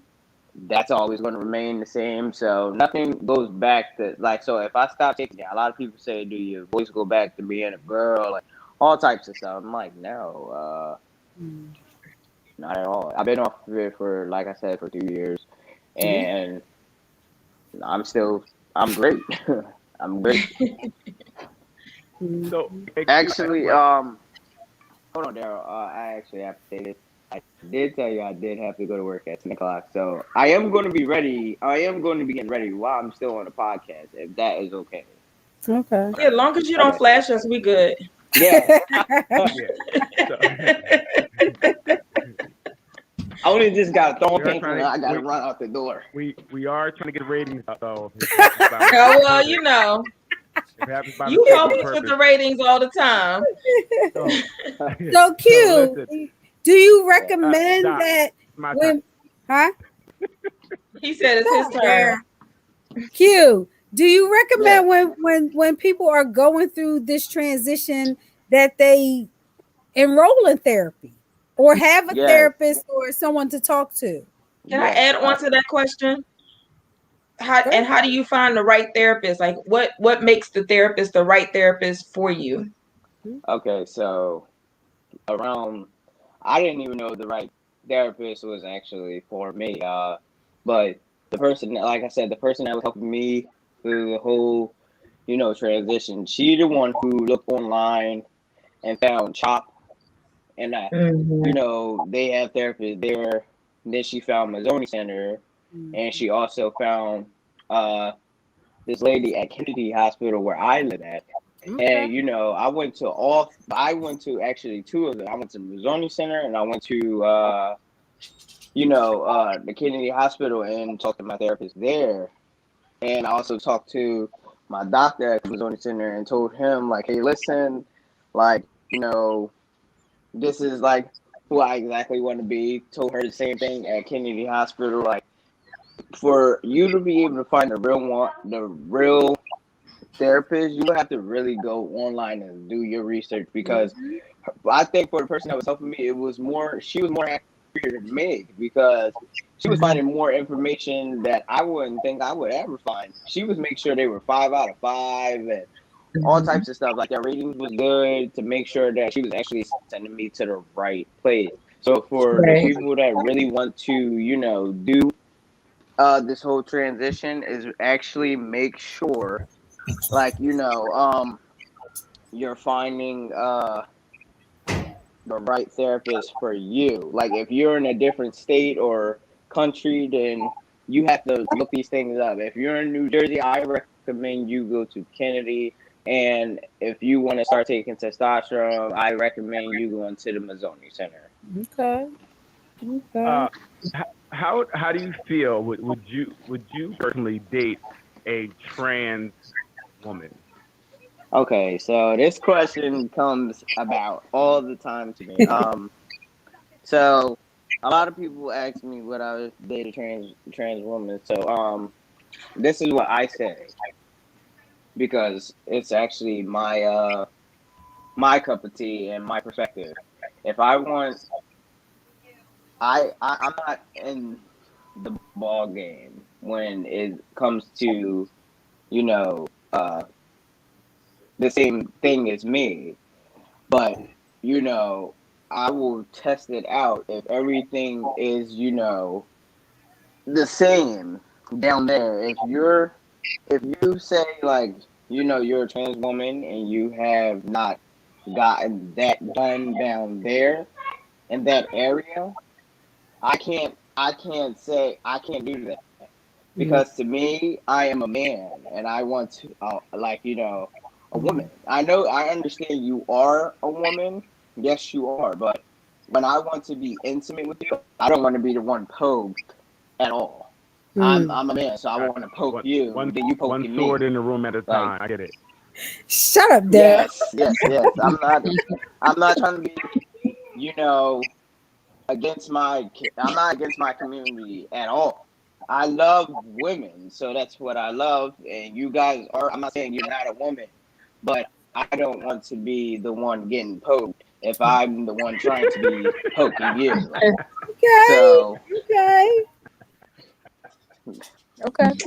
Totally makes sense. yeah, Totally makes and I sense. tell my Absolutely. girlfriend that all the It does. my girl because my girlfriend actually asked me that same question, Okay. and I told her like it's not like me being ignorant. It's me basically, wanting Your preference. to be with a woman. Yes, they are women, but I can't. I can't do that. I'm sorry. And a lot of people say, Have a good one, Jess. what about? I get a lot of questions about the dudes as well, huh? We were saying I'm goodbye sorry. to Go ahead. somebody who Daryl, you joined the said something. conversation. Go ahead. Yeah, that Oh, space right okay, there is not yeah. good for you. So a lot of dudes be like, "Oh, are you gay?" and stuff like. No, I'm not. I explained that 1,001 times to a lot of people. Like, I'm not in that ballpark because it is a lot of trans men that do transition over and date men, but that's not all trans men. You can't see us all the same because we're definitely all different. So if I like women, respect that I like women. Do not keep trying to pressurize me or trying to say, "Oh, how do you know if you don't like it if you never tried it?" I don't want to try it. What are you not understanding? Like, I want to Somebody be trying with to a trick woman, you so into there. something. Yeah, like no, it ain't tricking because it ain't going to ever happen. So that's why I keep trying to tell He sound people. like Miss April. Yeah. So, hey, Don't get Q, me I know started. we Yes. were talking the other day. You were talking about the ballroom scene in Philly and how that kind Yeah. of gave you. Can you talk about a little bit how that helped your experience? So ballroom is basically for the LGBT community, and you know they basically you go up on stage and you just show off what you have. So you basically go against your competition. So I'm a trans man, so I go against another trans man. So they try to based off how we look, how our bodies look, and everything like that. So it's not just me. It's not just trans man in the room. It's actually trans woman, trans man, gay, like all types of people in the same The whole that the whole umbrella. yes, the whole community. So we come out and you walk down the stage and like I said, they judge you off of how you look, stuff like that. But I have met a lot of trans men and like I said, I ain't the only one with that down there. So when they told me their story, I was actually, thrilled and happy on talking to them. I definitely met a lot of celebrities um, at ballroom, and they asked me when am I going to be able to do it, but I can't do it. You guys travel a lot, so I can't do all the traveling until I get like a lot of money in my pocket. Now I'll do ballroom, but because when you do ballroom, you gotta give money then get money. and then you don't know how much money you're going to be getting. So I don't want to put this much down and I'm only getting this much back. So I'd rather just stick to my 10-7. So I have a burning question. Yes. So going back to the surgery portion of it and the conversation you had with your doctor about the growth and taking the testosterone, I guess something enhances it or at the point where it began to grow and the doctor said, I guess it varies depending on the length or not. Yes, it does vary depending on your body actually, and Shut up, depending girl.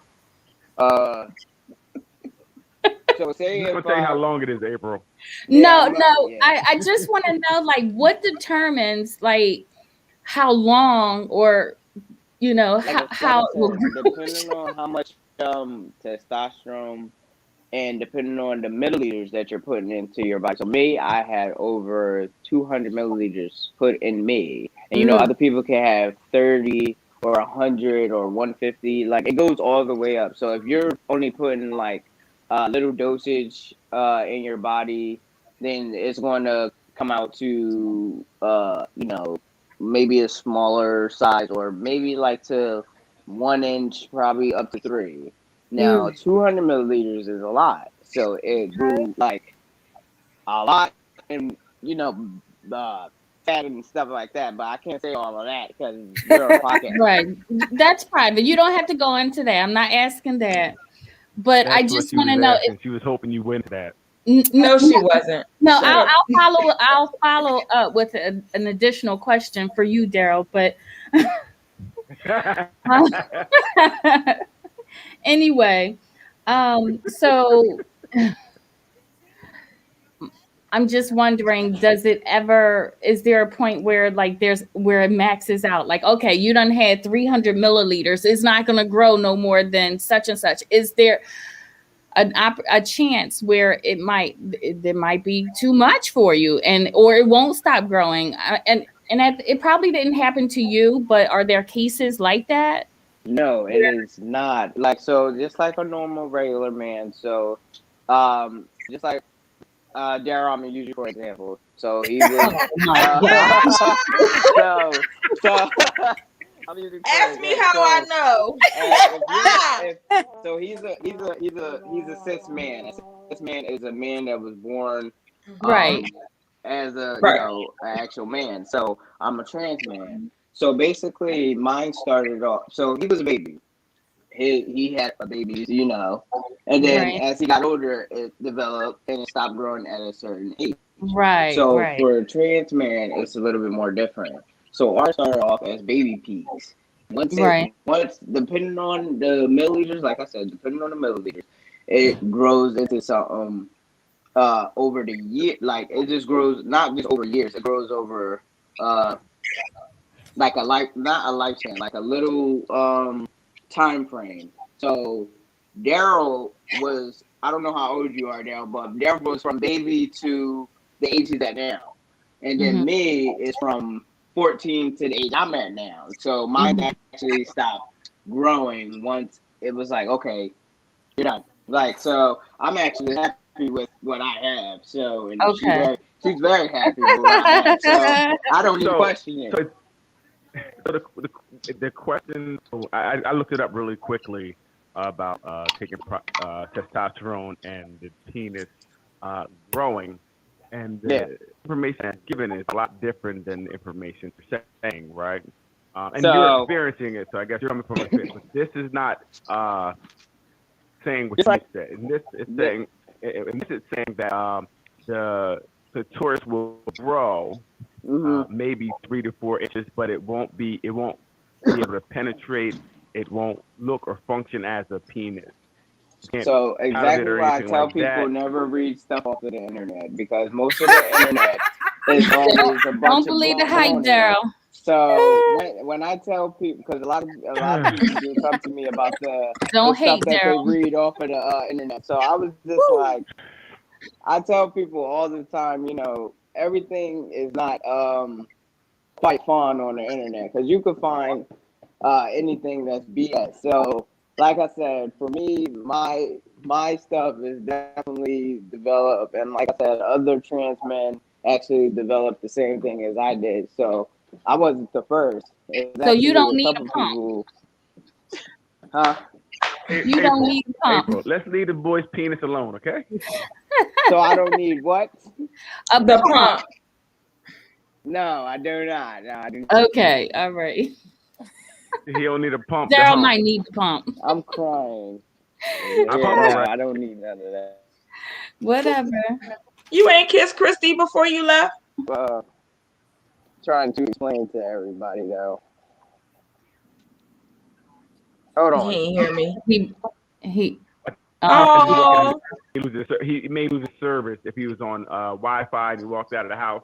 yeah. That's probably what happened. Mm-hmm. So, right. and so like I I said, had quickly questions still, but go hopefully ahead. he'll come back. But quickly by looking things up, there's some things from I went to like WebMD and things that seem like credible sites. There he is. Okay, there we go. Okay. Sorry, I had to keep going in and out because I did leave the dorm. So Yeah. Oh, why you Mary, sneaking out of the dorm? You living in a dormitory? No, he's no, visiting that's his my girl. girlfriend. Yeah, Yeah, visiting his girlfriend. He said that. yeah. Now I gotta Mary, go to work. questions or what do we? What were you saying, But Daryl? yes. I thought Mary was going to ask a question. Okay. So, Q, I want to know, and I don't know, this might have to be a conversation that maybe you come back to share. I'm not sure, but how did the experience with your aunt impact or influence your journey, do you think? My aunt. Yes. Yeah, like way back then. I had the question since way back then. Okay, so my aunt is actually, you know, she's old.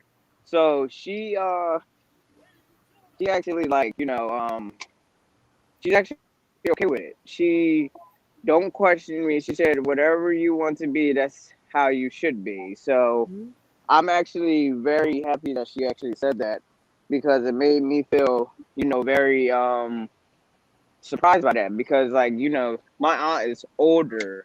Like she's like way older and from old like back then, like, they don't accept that or anything like that. Mm-hmm. So she's actually okay with everything that I've been through, everything that I am going through, and she wants me to be happy. That's just it. But I mean, like the abuse. Yeah, I meant like from the abusive situation till now. Like, how did that inform your journey? So from being abused to now, I'm actually satisfied that I'm for where I'm at now versus back then. Like I It looks tell like you got an people, SUV. no, I have a little small car. Yeah, I Okay. can tell that. But I guess the question I have, Q, is people sometimes say people have these changes due to the abuse they had, and Yes. this forced you to do things, and Mhm. like, it wasn't a real. This you're a product of your abuse, right? That's why Right. you are exhibiting these characteristics. Now you were born a female, now you're a male because of that. Do you believe that your abuse had anything to do with your change, or what you no, felt when you were no, inside? no, not at all. My abuse shouldn't have to rectify off of the gender that I always wanted to be. So Right. when I was abused, that was I don't know what the hell that was, but from being little, I always, like I said, when I was 5, I always wanted it to be a boy. So now that I got that out of the way, my abuse is a little bit something different from just trying to be the gender that I am now. So I don't ever Yeah, and I don't think compare my that. question really wasn't that, but that's helpful for people that do have that generalized statement.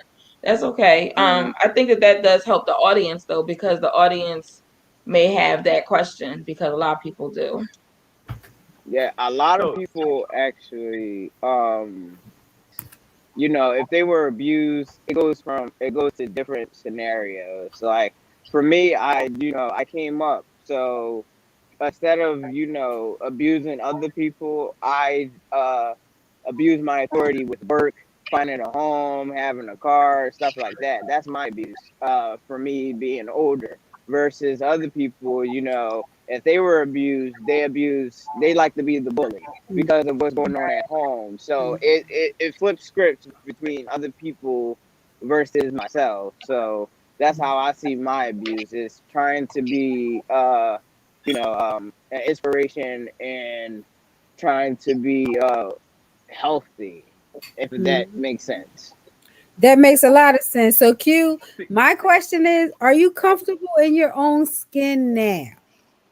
Yes, I'm very comfortable in my skin now. Like everybody, everybody claps me up. My friends clap me. I only got like 3 friends, and they clap me up all the time. They applaud me, and they see me as the guy. So they don't see me as that. Like they call me by Kwame or they call me by Q. They talk to me. They let me know about a lot of things on what's going on. Like if it's girls, they want me to be the first one to go talk to the girl, and I'm like, excuse me, no, no, no, no, no. I got a girlfriend. Y'all wilding out. That used to be me, but that ain't me no more. So y'all got to chill about that. So I have yeah. another question, and this is, I think, people. So you said when you were around 5, you wanted to be a boy, and that's based off of clothes you wanted to wear and toys you wanted to play with, correct? Right. So being okay, go ahead. My bad. Well, toys are so. It goes with that nature and nurture. How did you come to the decision? Like you were taught these are boys' toys, and you were drawn to play with boys' toys. But what was the feeling inside of you that made you say, you know what, I think there's something wrong? Not an outside stimulus where you're playing with toys or something like that. Because just because a little girl wants to play with a boy's toy doesn't mean she necessarily feels like she's in the wrong body. But how did can you talk more about the experience of how you felt inside when you were younger? That like was there a struggle, or because people are trying to make you be one way and make you wear certain things? Yeah. All right. So when I was young, right, I definitely was being forced to wear like girl clothes, even though I did not feel comfortable at all putting them on. Like so like skirts and little mini shirts like little girls used to wear back then. I ripped them off fast as crap. I'm gonna say crap. I ripped them off so fast. I never wanted to look like that in the mirror. So every time wearing that, like I was looking at myself and I'm like, oh my god, what is this?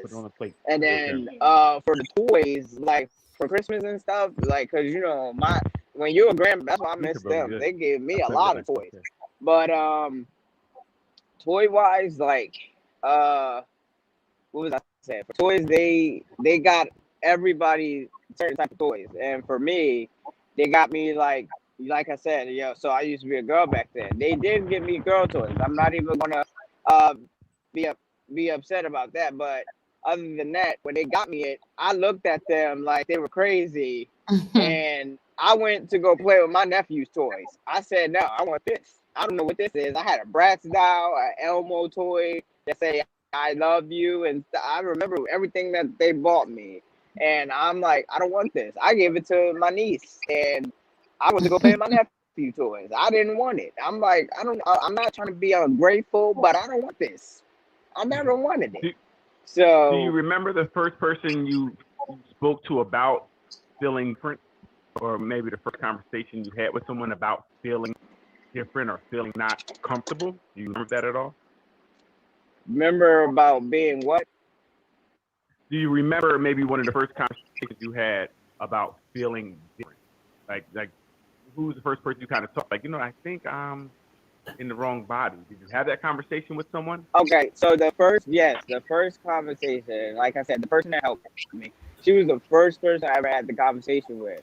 Now my family, on the other hand, like my grandparents, well, my grandpa didn't truly understand it. But my grandmom did, and my brother, he's also in the LGBT, so he kind of got it when I was young as well. So like they were the only two, which the person that helped me and my brother was the only two that I actually went to and was like, hey, listen, I gotta like tell you. Well, I talked to my brother first because we were in the same household.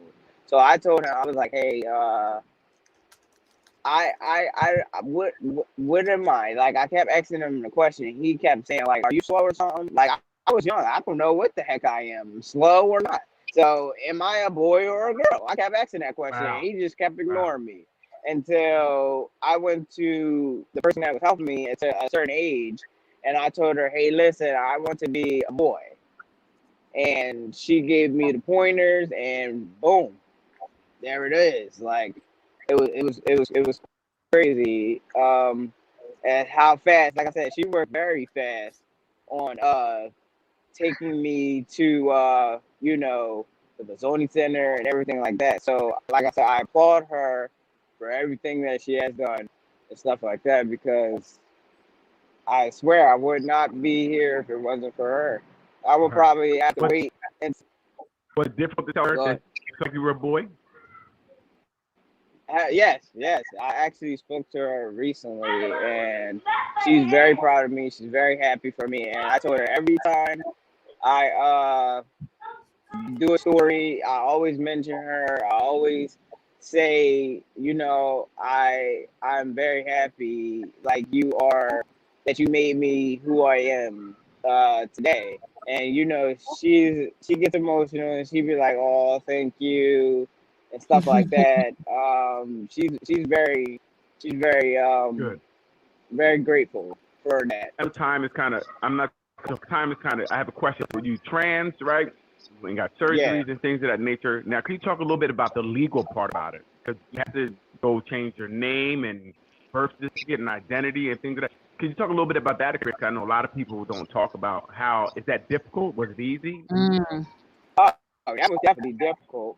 That was definitely difficult. The name change is difficult. Like I had to go like at least 5 times just to try to get my name changed. From birth, my name was Quasia Chanel Avis Motley. Now my name is Kwame Sincere Harris. But like I said, everybody called me Q because I don't really answer to Kwame unless you like my boss or something. Um, it was very difficult with the name change, and sex wise, not really. Like all you just it's not that hard to just be like, hey, listen, if my name is changed, then I want this to be changed as well because I'm not no female. I'm a male. So they put all that on the paper, like on your new birth certificate. So if Well, you used to be a little experience. Like you have to go to court, right? You have to go to court, right? yeah, I had to go to court. And then what? And that must have been expensive too. Like yeah, it was expensive on their end because I was the one paying for it. So It it's not was like it was someone else paying for it. I think you go to court, you get a judgment, and I think it's like a certain amount of time you have to put it in a paper or something like that, and then it has to be ran, and then you have to send it up to like the state. And yes, you got to send it to something Trent. back. They got to make sure it's verified. They got to make it was a lot that they had to do. It's very expensive, not very expensive, but if you're trying to do it by yourself, then it's very expensive. But if you're doing it with someone, then it's not going to be that much expensive. But yes, I had to go to court at least like 5 times for them to really like give that gold sticker.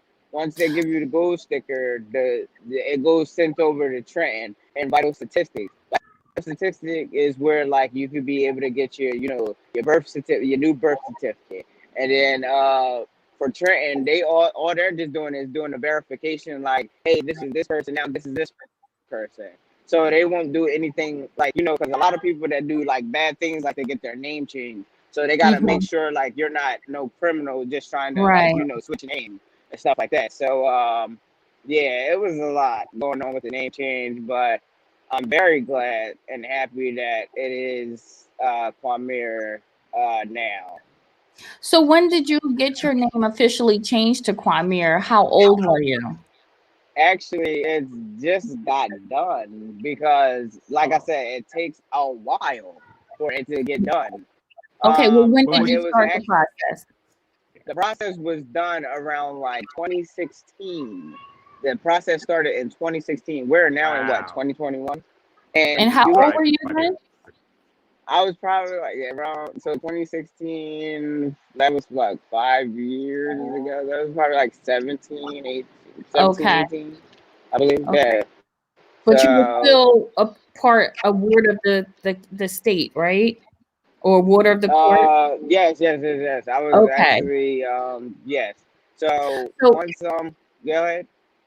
no, I was going to just say or ask. So comparing someone who's not a ward of the court, um, it would be a different process, and it would probably cost a little bit more.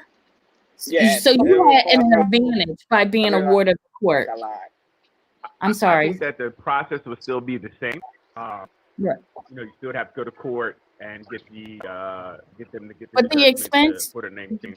but Yeah, the the Technically, expense expense. part would be, technically, yes, it would be taken care of. But I So don't did know you if have that's the same technically, therapist from 2016 till now? what I didn't no, hear that. actually, I stopped therapy at 2018, but I am ready to go back to therapy because of other situations, not just because Right. of testosterone and stuff like that. But for other purposes, though, they were technically my name was AKA, so it was Quietus now it was Motley and versus Kwamir Sincere Heron. So if it was an AKA, so say if I basically work for instance, um, they Mm, put in for my name, they respect me, so they put Kwamir Sincere Harris down, and then nice. for the payroll, it will be the old name. So like if it like I need to get paid. So I'm still technically under the old name. So Right. yeah, so it was basically an Did it bother you AKA. seeing that old name that you were, trying to get away from that? Did it bother you still having to be uh, legally your old name? Like getting away from that was a blessing because I don't even like the name at all. But it was definitely I was trying to get away from that for a while, and now that I am free. Thank you, God. That's all I say. And Is I know you're heavy in the gym, right? yeah. And I know this is a little off base. We see a lot now with the trans athletes and things of that nature. How do you feel about trans athletes in sports? Okay, so technically, I'm gonna just give off my experience because in high school, I didn't even talk about high school. High school was my kingdom, I should say. At first, they didn't understand what the heck trans mean. So Mm, when I was telling my story in high school, it was very intriguing to a lot of people, and they really liked my story. So I just kept it going with that. bless you. So right after the simple fact that I told them that I was trans, I only had that going on down there, and facial hair didn't come in, but the deep voice definitely did. So I was actually a trans athlete myself. I played basketball, football, and track. So Mm, being around girls, like technically in high school I had to be either with the girl side, or and then if they needed me for the guy side, then they put me on the guy side because I was that good. So I feel as though like everybody should be able to do what they you know they should do, but from uh from male to female or female to male, like a sport,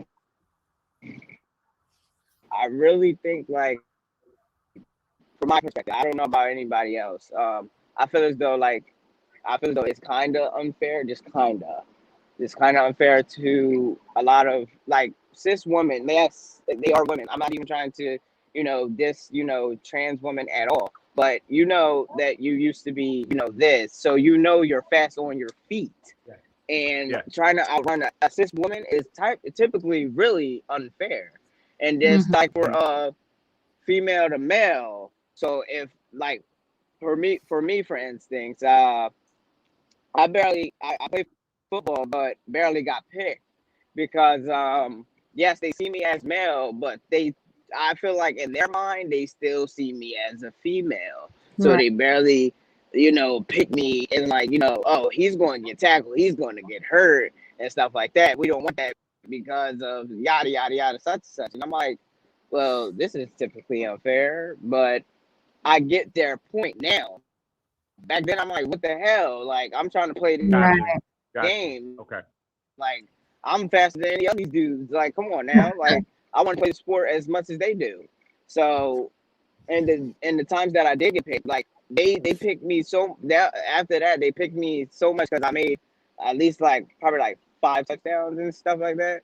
And they were just like, oh yeah, we're gonna be picking you a little bit more. I'm like, well, you should have been doing that because what if I wasn't this fast on my feet and stuff like that, and y'all wasn't still picking me because of the sex that I used to be?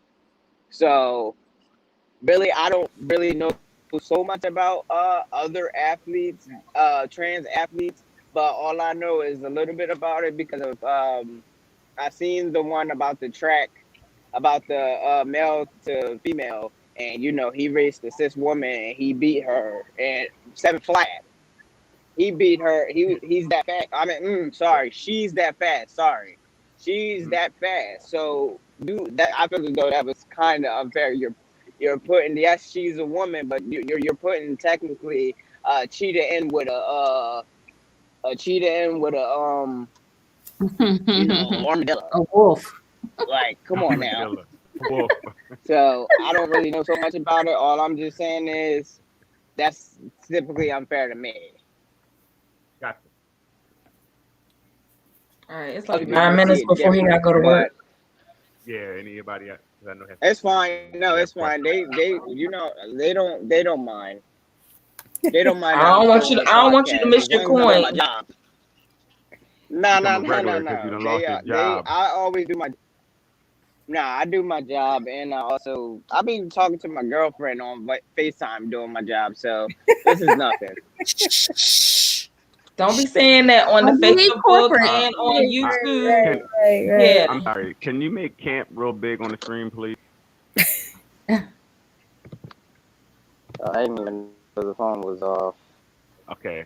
Because, I see a lot of something. All right. What? You know what? Look at that shirt. It's not okay. First of all, it's not a shirt. It's a dress. And right now, I'm wearing it as a tunic. Oh, listen. Barely wearing it, but it's okay. I like it. I did close up. I'm sorry. I'm sorry if I got too much going on up top, but don't zone in on me again, please. I don't know if you're ready, Camp. He's got his big mic. I have a question. Yeah, thank you, Doc. So cute. You don't pay us no attention. I know. I wonder why I was ruling, and then.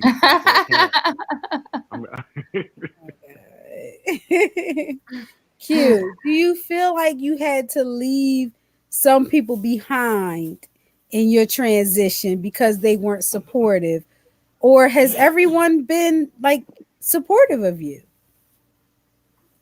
Yes, I had to leave a lot of people behind. A lot of friends that I thought they were my friends, and definitely a lot of a lot of family as well, because family likes to, oh, we know you since you were a kid, we're gonna call you what we want. No, right, that's not what we're gonna do. You're gonna respect me and call me, I heard that, Kwame, or you're going to respect me and call me a male. And it was one incident was a red cup involved? Said that huh? Was a red cup involved? Oh no. Okay, I'm sorry. It was a situation that recently just happened, and my cousin had said something because it was about me and my brother, and we were going at it, and then she said, you can't hit him because he's still a female. And I'm like, how you didn't even just make sense yourself. How is he still a female if you're Right. calling me he? Like Right. that didn't make no sense. So I didn't pay that no mind at all. And I'm not no female. I didn't even explain it to her. I just shut it up and just kept it walking. Because they're not gonna get that out of their system. All they just gonna keep saying is like, you were this now, um you were a baby, so we're gonna keep doing this and keep. I'm like, all right, cool, whatever. I'm not even gonna listen to anything you guys have to say. I feel like if I keep my distance from family and the people that used to call me that, then I feel like they will respect me way more if I keep my distance. Because, they will try to get in contact with me versus me trying to get in contact with them. So, therefore, I think that would be just best for me to do that. Okay.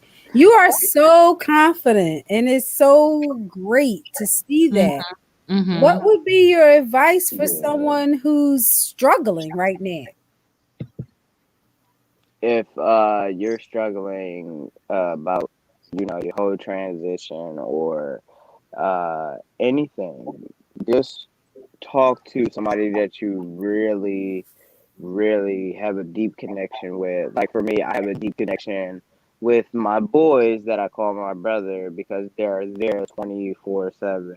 And I also have a deep connection with my girlfriends. Even though I just met her, we both talk about a lot in the time span that we've done together, and I'm very happy and grateful for her. But for you guys, I want you to be able to talk to somebody that really, find that deep connection with. And if you have those, those naysayers, and parents is the, I'm not going to say the biggest problem, but if I had a child and they came out to me about being gay or a lesbian or anything, I would be supportive. Like Mhm. I can't tell my child or demand my child to date something that they're not, date the opposite of what they like. I will Right. actually be happy, like that's who they chose to be with. I can't. That's not me. I mean, I raised you, yes, but I can't be telling you, oh, you're gonna date a man, you're gonna date a woman. Like you can't do that. And if they want to change their sex, that's something very big. So you definitely should be supportive of that because children go through depression. They go through a lot of Mm-hmm. stress. They may not, you may be giving them the world and they still feel depression because Mhm. most of them, go through that phase like, oh, I don't think I'm in the right body. And Mhm. I hear that a lot from a lot of teenagers. Like, I don't feel like I'm in the right body. Like, how do I go about this? I can't particularly, be your therapist, but I can be your opening ear and listen to you. Mhm. But if you go to your parents or a friend that's supportive, then they can be able to guide you and be like, hey, listen, go to this or go to that, and I promise you, you will feel 10 times better. Like it may seem like a while that you have to wait and stuff like that, but I feel like the wait is worth it because look at me now. I was waiting a while just to become a man, and now that I am a man, I'm very happy and I'm very, very, brave about everything that I am doing. So, I think so one can thing. I ask a So question at this yeah. point, real quick? The difference and Doc, you might want to piggyback on this, but what is the difference between acceptance and respect? Would you rather someone accept you the way that you are, or respect you the way they are? Because we have a lot of elders who say, well, I see you as a female, I don't, do you want acceptance or do you want respect? Or do you Say it want one both? more time. Do you want someone to accept you as you are, or would you prefer to be respected as you are? I prefer to be respected as I am. Yes, we have those elders, Okay. but I can't, I can't raise my voice at, somebody else. Like, it can't, like, if it was my elder Right. and stuff like that, like, they would respect me. But if it was someone else elder and they say, I was gonna say, where your mask at? no, Ooh. we gotta Our put a new people. one every Our day. people. We gotta put on a new one every day, so I gotta go walk to it. Okay, But what was I saying? I'm They sorry. definitely said, if it was somebody else's out there, I would respect them. I mean, if they call me, uh, but a lot of elders see me as a man, so that's what I am. Mm-hmm. They don't see Mm-hmm. me as anything else. But if somebody was be like, excuse me, miss, then I'll be like, I'll correct them. I'm like, I'm a sir, and stuff Right. like that. And they be like, oh, I'm sorry. They give that respect back. They say sorry, and Right. they correct themselves. So therefore, Okay. I don't anybody else's grandparents or anybody mom or anything like that. I just correct them and we just go about our day. Mm-hmm. There you go. Yes. Yes. That's what's Yep. up. So okay. So, is Yeah, there because anything else that you it's would want to mainly share? since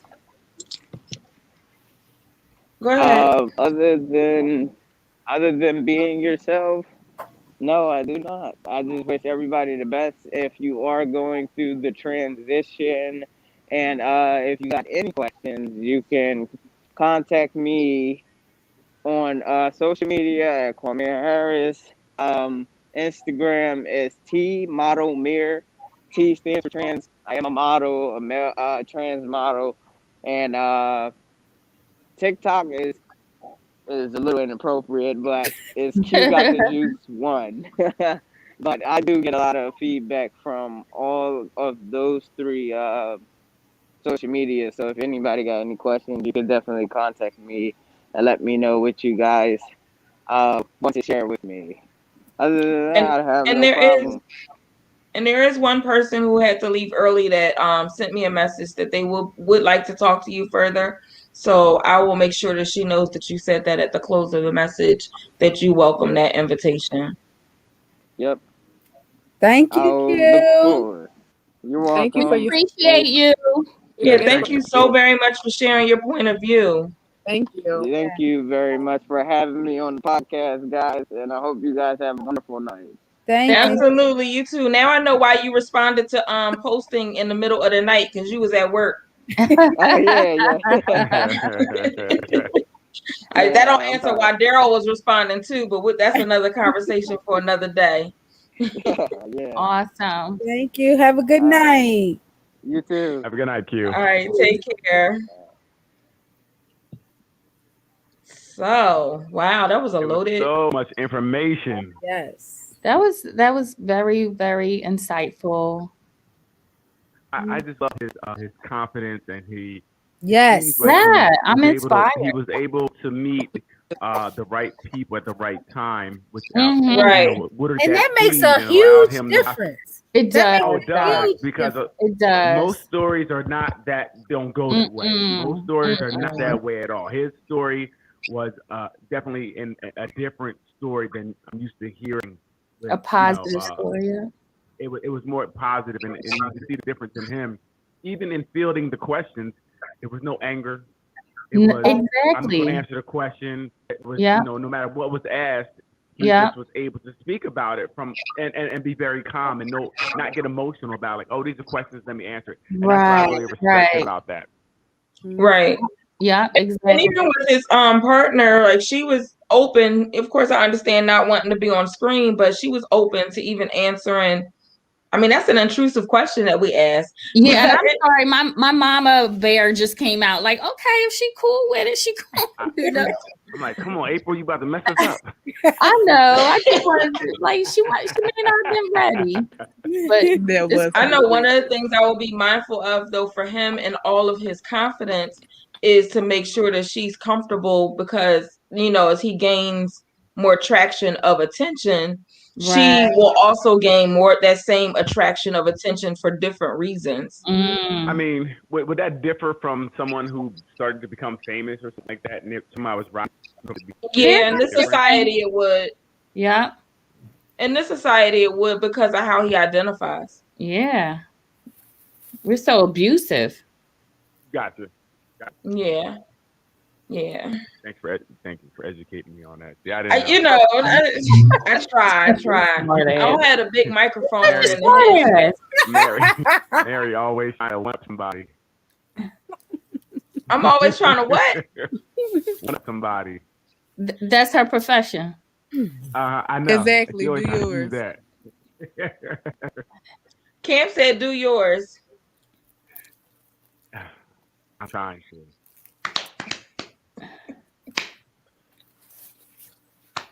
I was just ready to do it. I kept patting my lap like I'm not gonna do it. Girl, put your hands down. What are you trying to do?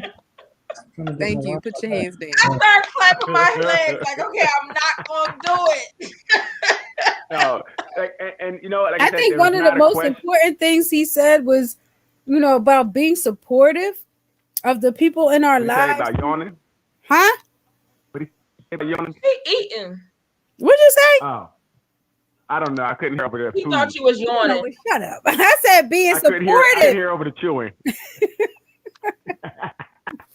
I said being supportive is important. Oh, yeah. Listen, he is what support looks like in a tough situation. Yes. And that's what I kept thinking. That's the difference. Absolutely. There's the difference. You don't see that much. Too. For sure. Supported. He felt like somebody was with him. He didn't feel alone.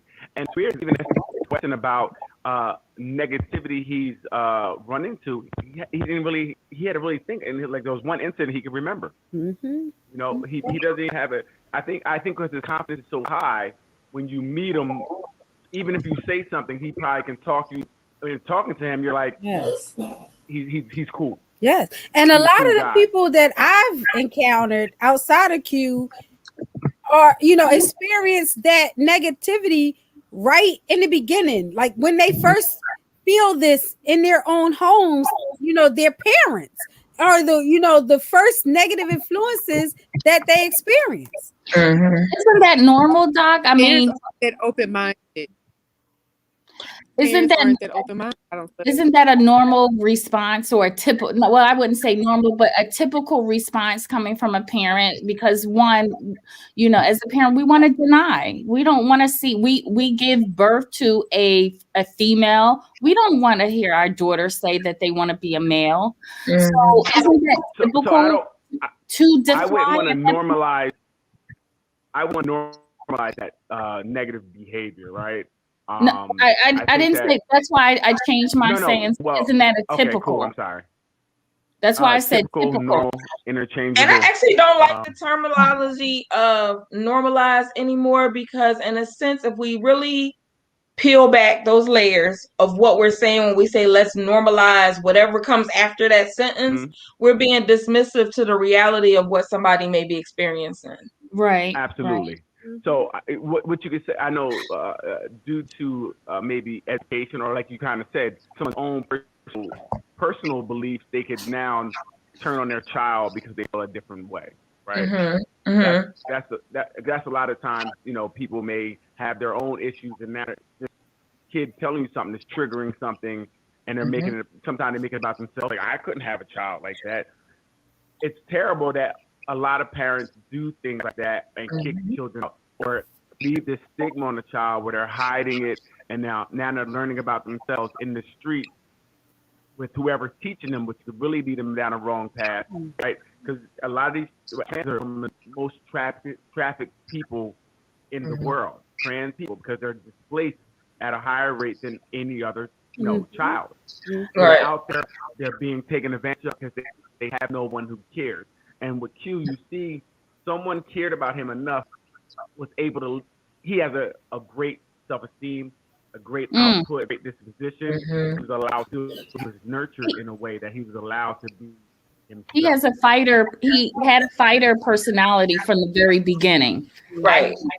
Because he's like, am I a male or a female? Like he asking, right. you're not answering the question, but he like, I'm asking it again. Am I a male or am I a female? Right. And I think that makes I know the word female is not the right word, but I'm sorry, girl. I think that made a difference for him because of his personality, of his outcome. Because even with the mistreatment of his aunt and the rejection from his grandfather, he still pushed through all of that and, you know, be who he is. So, you know, I because he found I just have to commend him for that. I'm sorry. He found someone to fill that void positive. So the negative that he was getting, luckily the positive he got later on kind of helped him to not, and I don't know, in therapy, like I said, he went to therapy. He said, I needed therapy, right? Right. That, along with the positive support, helped him through. And I think the big piece I think we need is the therapy part. A lot of people are not getting therapy. They're talking to their friends and information off the internet. And that is leading them astray, you know, kind of like the internet is the death. Off the internet. Yeah, you know. So if you don't know about, you know, peer review and you're just looking at any and everything, that could definitely lead down some rabbit holes, right? He just was in a good situation and got A1 care almost about. He got A1 care and he was able to be himself and support it. And again, Camp can't hear you. She can't hear me? Yeah, she can't hear you. Don't you see her going like that? I don't pay attention to anybody on my screen. I just look at myself the whole time. Oh Lord, that makes a lot of sense. Yeah, so I don't know what anybody else is really doing. I'm just looking at me. You know, what is that character's name on in Living Single? Kyle. Yes. Kyle. Yes, that's you. All he gotta do is come with a suit. He then brought us with the 3 buttons. Right. Yeah, support. That's a good support system. 3 buttons in the mic. That's key. Right That's there. what he came with today. It is. That's key. It is. A big mic. I have a big mic. I have a big mic every show. So you think it's all about perception, right, Doc? This reverse psychology, like it ain't big. It's not reverse big. Well, let me see. I know this. I'm grown. Don't try to use these little kid games like, oh, let me see then. No, I don't want to see. Especially not on the Facebook. I gotta put my other glasses on. Don't make me put my other glasses on, Daryl. Hey, so what do we recommend for? Wait. Before we go, you know, I'm all right with it. April is coming out her skin. April is coming out again. Whatever. She don't have a green cup. Listen and watch. And ain't no green cup involved. This is her for real. She's coming out. Like she's getting more and more. Before when I first met her, she's like, "No, we can't talk about that. Ooh, we can't talk about that. No, I wouldn't do that. I would never do that. Is that even a thing? Is that even a thing? Oh my God. Turn the camera off. Now she's like, well, how big are your balls? Oh, Daryl, really? Really? Well, I love it though. I love it. Listen, really? I bet you do. I bet you do. The more she gets comfortable, the more it comes out. The more, and keep it up. I love it. I like it. I just want to point that out. I see you. It's just really interesting. I'm thinking about how earlier this week I did here comes security back up. Thank you, Ruth. That's right. I'm thinking about just how how's your husband's work wife? How's your husband's work wife? It don't even matter. They're retired. He's home where he should be. Wait.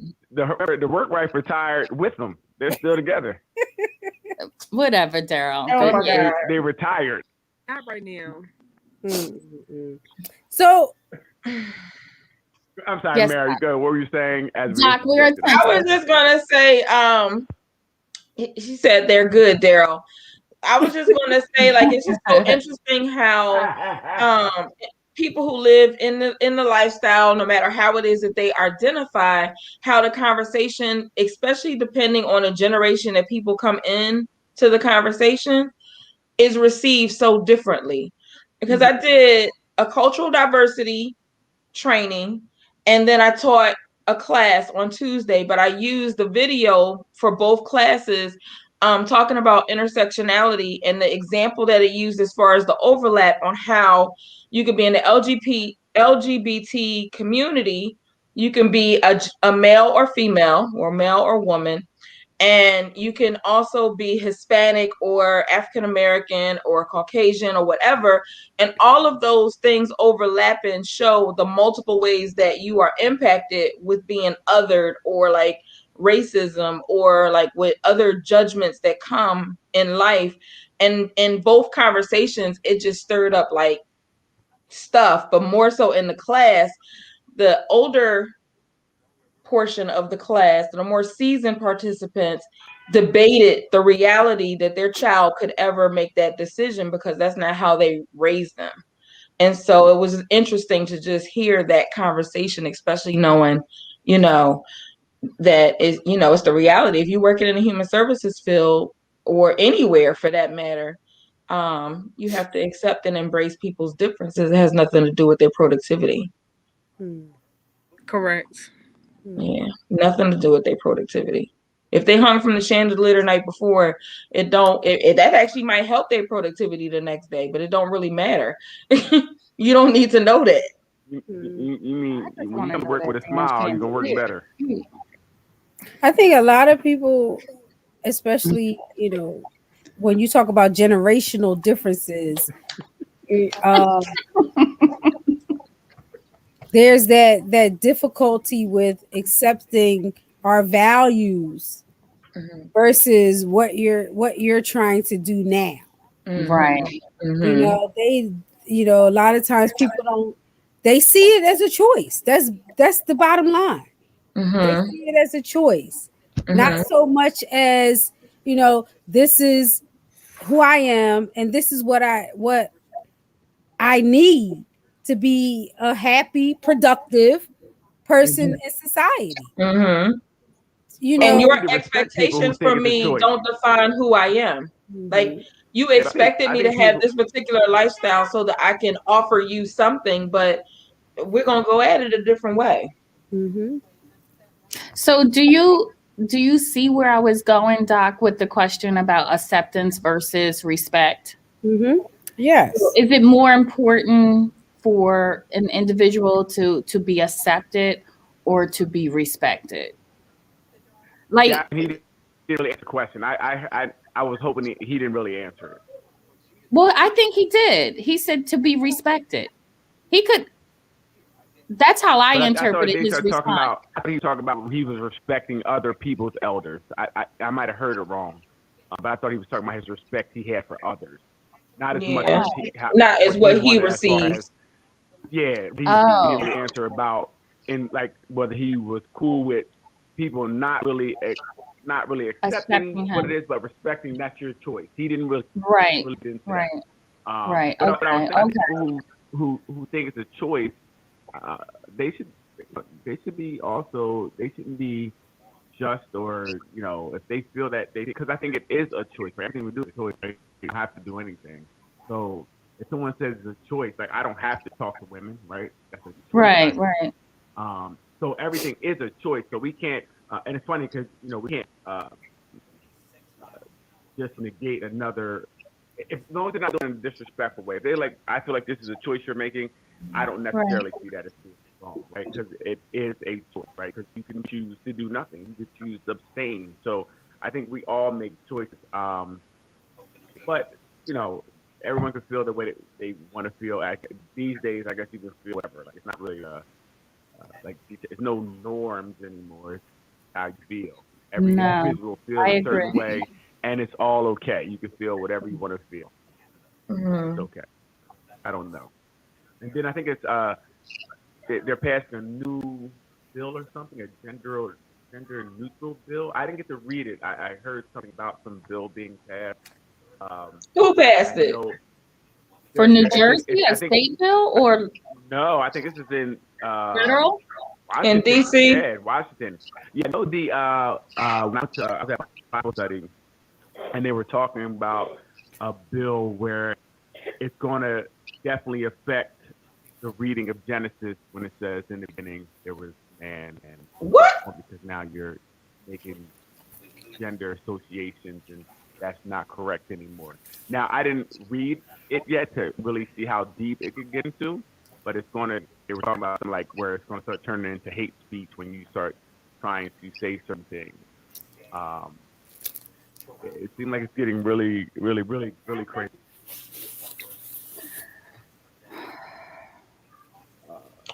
So they're going to start using gender neutral language. Yes. Oh goodness, I'm so glad I was able to catch myself. Um, so any other nuggets that we want to share about this very sensitive topic? Say that again, Mary. Anything we want to share about this very sensitive topic or things the people, that have followed us throughout this conversation, excuse me, or that will catch us on the replay, like anything that we would recommend for them to be mindful of. I mean, I heard therapy, I heard having a great support system, that it's a long time because it was mentioned 2016 through, was actually before then, but 2016 through 2021, that's a long time frame for, like just parts of the process that is still evolving. So I think we gotta get rid of our bias. I'm sorry, I would say biases. I think we had to learn different things. Especially now, people being having so many different things going on.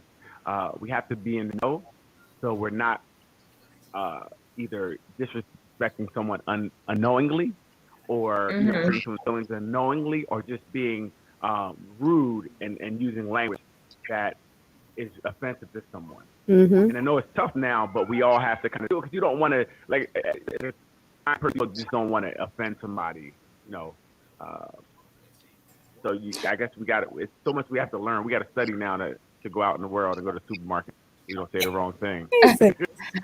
And sometimes we may have to actually offend someone in order to learn, to know, because there's so much that's changing, with regards to. No, I was agreeing. I said everything's very fluid right now. Yeah, exactly. So with like I heard my son, as insensitive as the statement was, and I corrected him on it, but he's in high school, and the kids, how they respond to the other kids and that LGBTQTIA community. She just chopped it all up. I know I did, because there's but I'm sorry. See that you were playing with the acronyms. That was very disrespectful. Let her finish, Daryl. So my point is, because things are, like you said, so fluid, and it's constantly changing, and then how I view it in my generation versus my son's generation, and things constantly changing. We have to be careful about how we tag things, how we tag people. I lost my train of thought, honestly.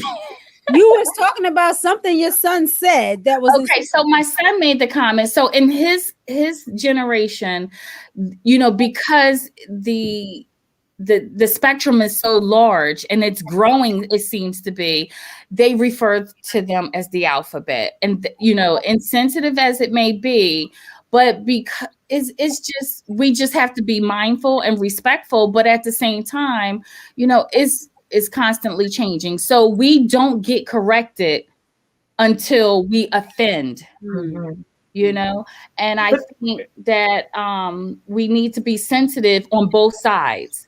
Of the ignorance, on both sides. Of the ignorance, as well as the person that's actually, the part of that community, or any other community for that matter, and it just doesn't that statement doesn't just apply to the people of that community, but it applies to racists. You know, and just, you know, our respect is just wide. So we just have to be a sensitive, but still open. That's a very good point.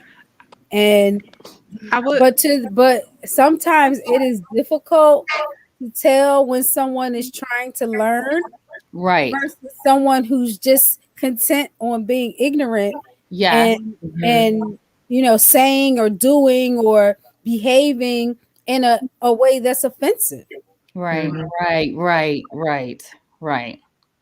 Well, I think if you are, you know, continually trying to tell somebody this is who I am and this is who I am, and they keep doing it, then that means an ignorance. That's a Right. You're doing it on a purpose. But I think like the first maybe couple times, you know, I can see someone maybe getting something wrong, and I think both sides have to be understandable, Yes. right? If I'm trans, I have to also understand that this is different. Even though it's what you are used to, still may be Right. new to me, right?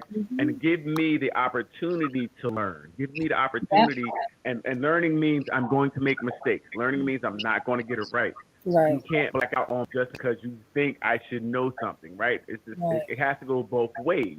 Yes. We have to respect each other enough to say, okay, they made a mistake, or they got that wrong, or they understand that they don't know. And that's what I learned from Q, where he's usually, I know they don't, everybody doesn't know. You know, so Right. if I just met you, Yep. you say something, I'm going Right. to correct you. You know, now if it's the time, now it's going to be a little different. You know, the correction is going to look a little different than it did the first time. You know, Right. so I get that, but I think people also, you need to listen to children or young children, talk to them. Yeah. A lot of stuff I learned comes through them first. Yeah. Yes. This gender stuff they Exactly. have down. The children have the gender stuff down for the most part. They don't have the listen. hang we have because they are born into this. This is what they are. This is where they're Right. at. So if you kind of talk to them, you will get the pulse of what's going Yeah. on. You know, Yeah. you will kind of get Exactly. a better outlook on things, and because they don't have some of the Me hang-ups too, we had, Ruth. because they were born a little I'm sorry. They know they're born to this, so it's normal to them. And they, like a lot of times, they don't have the hangups that we have. They don't. Yes. They're like, oh, it's okay. So what's the big deal? Kind of like the girl, which I would have been. You know, I'd have like, I had questions if I met a trans woman, right? I'd be like, whoa, wait, Right. you used to be a. Wait a minute. My response wouldn't be, okay. You know, and her response Yeah, was, she was just too nonchalant. Like okay. She had no questions because this was normal to She her. was Like, it either was cool. she was too nonchalant, or she was just, you know, and again, it goes by perception. and it could So be our age.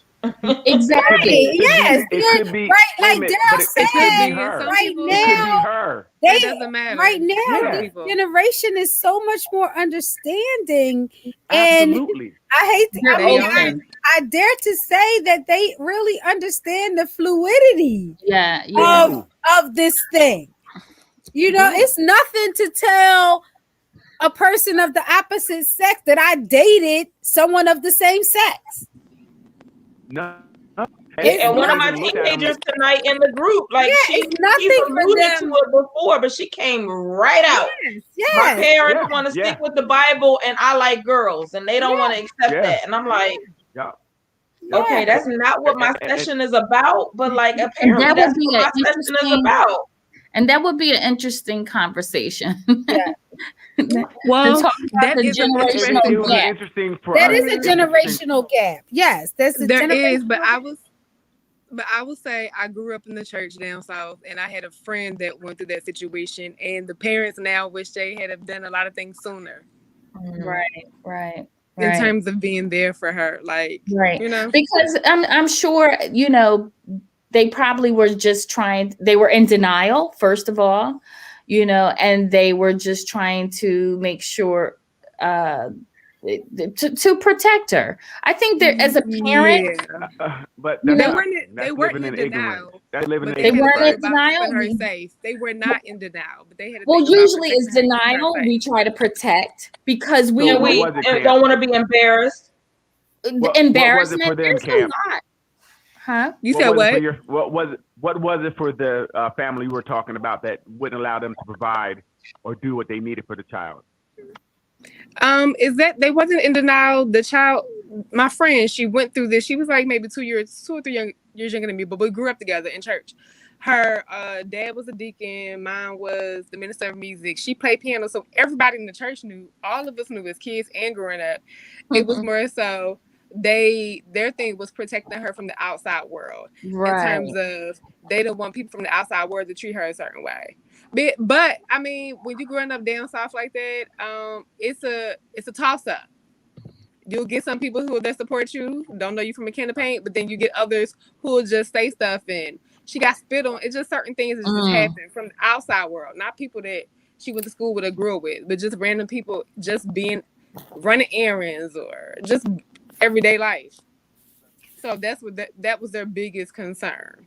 Something happening to her from people on the outside. But harming her. Even that's tough because you can't hide or right. Everything's going to come out. So I think that preparing my child for whatever is to come is usually better than trying to shield them, right? Because they want to get that information from somewhere. And like I said, they looking back. We all hindsight is always 20/20, right? So they're looking back. Right. We wish we did X, Y, and Z. And sometimes we don't know, or we don't know where to go to get that help. So is it the thing that I'm hearing, because it's 2 hours and 30 minutes, that we have had some faithful followers, that maybe the generation gap is the next conversation? And having, for sip and chat with us, or, I don't know if we have any other guests that can come on to talk with us, but is that like appropriate for us to kind of wind down and share, maybe do some research more than the internet of how people, the different generations, can kind of be more receptive and open? That's a nice segue, Mary. Yes, I think that's a great conversation. I think that would be good. Okay. Okay. Yes. Absolutely, it keeps, because it always happens. Every generation is, thinks the next generation is so crazy. Like, these kids today are so crazy. Right. They thought we were crazy at one point. Right. They did. They did. This music is terrible now. Like what I was saying now, like, woo, I can't believe I'm saying that now. Yeah, they was like, I should put your math work into a rap song, and then you would have straight A's. Right? Yeah. And according to the Midwest, we was listening to corny rap, according to listening to it on the East Coast. Oh, East Coast rap wasn't even important.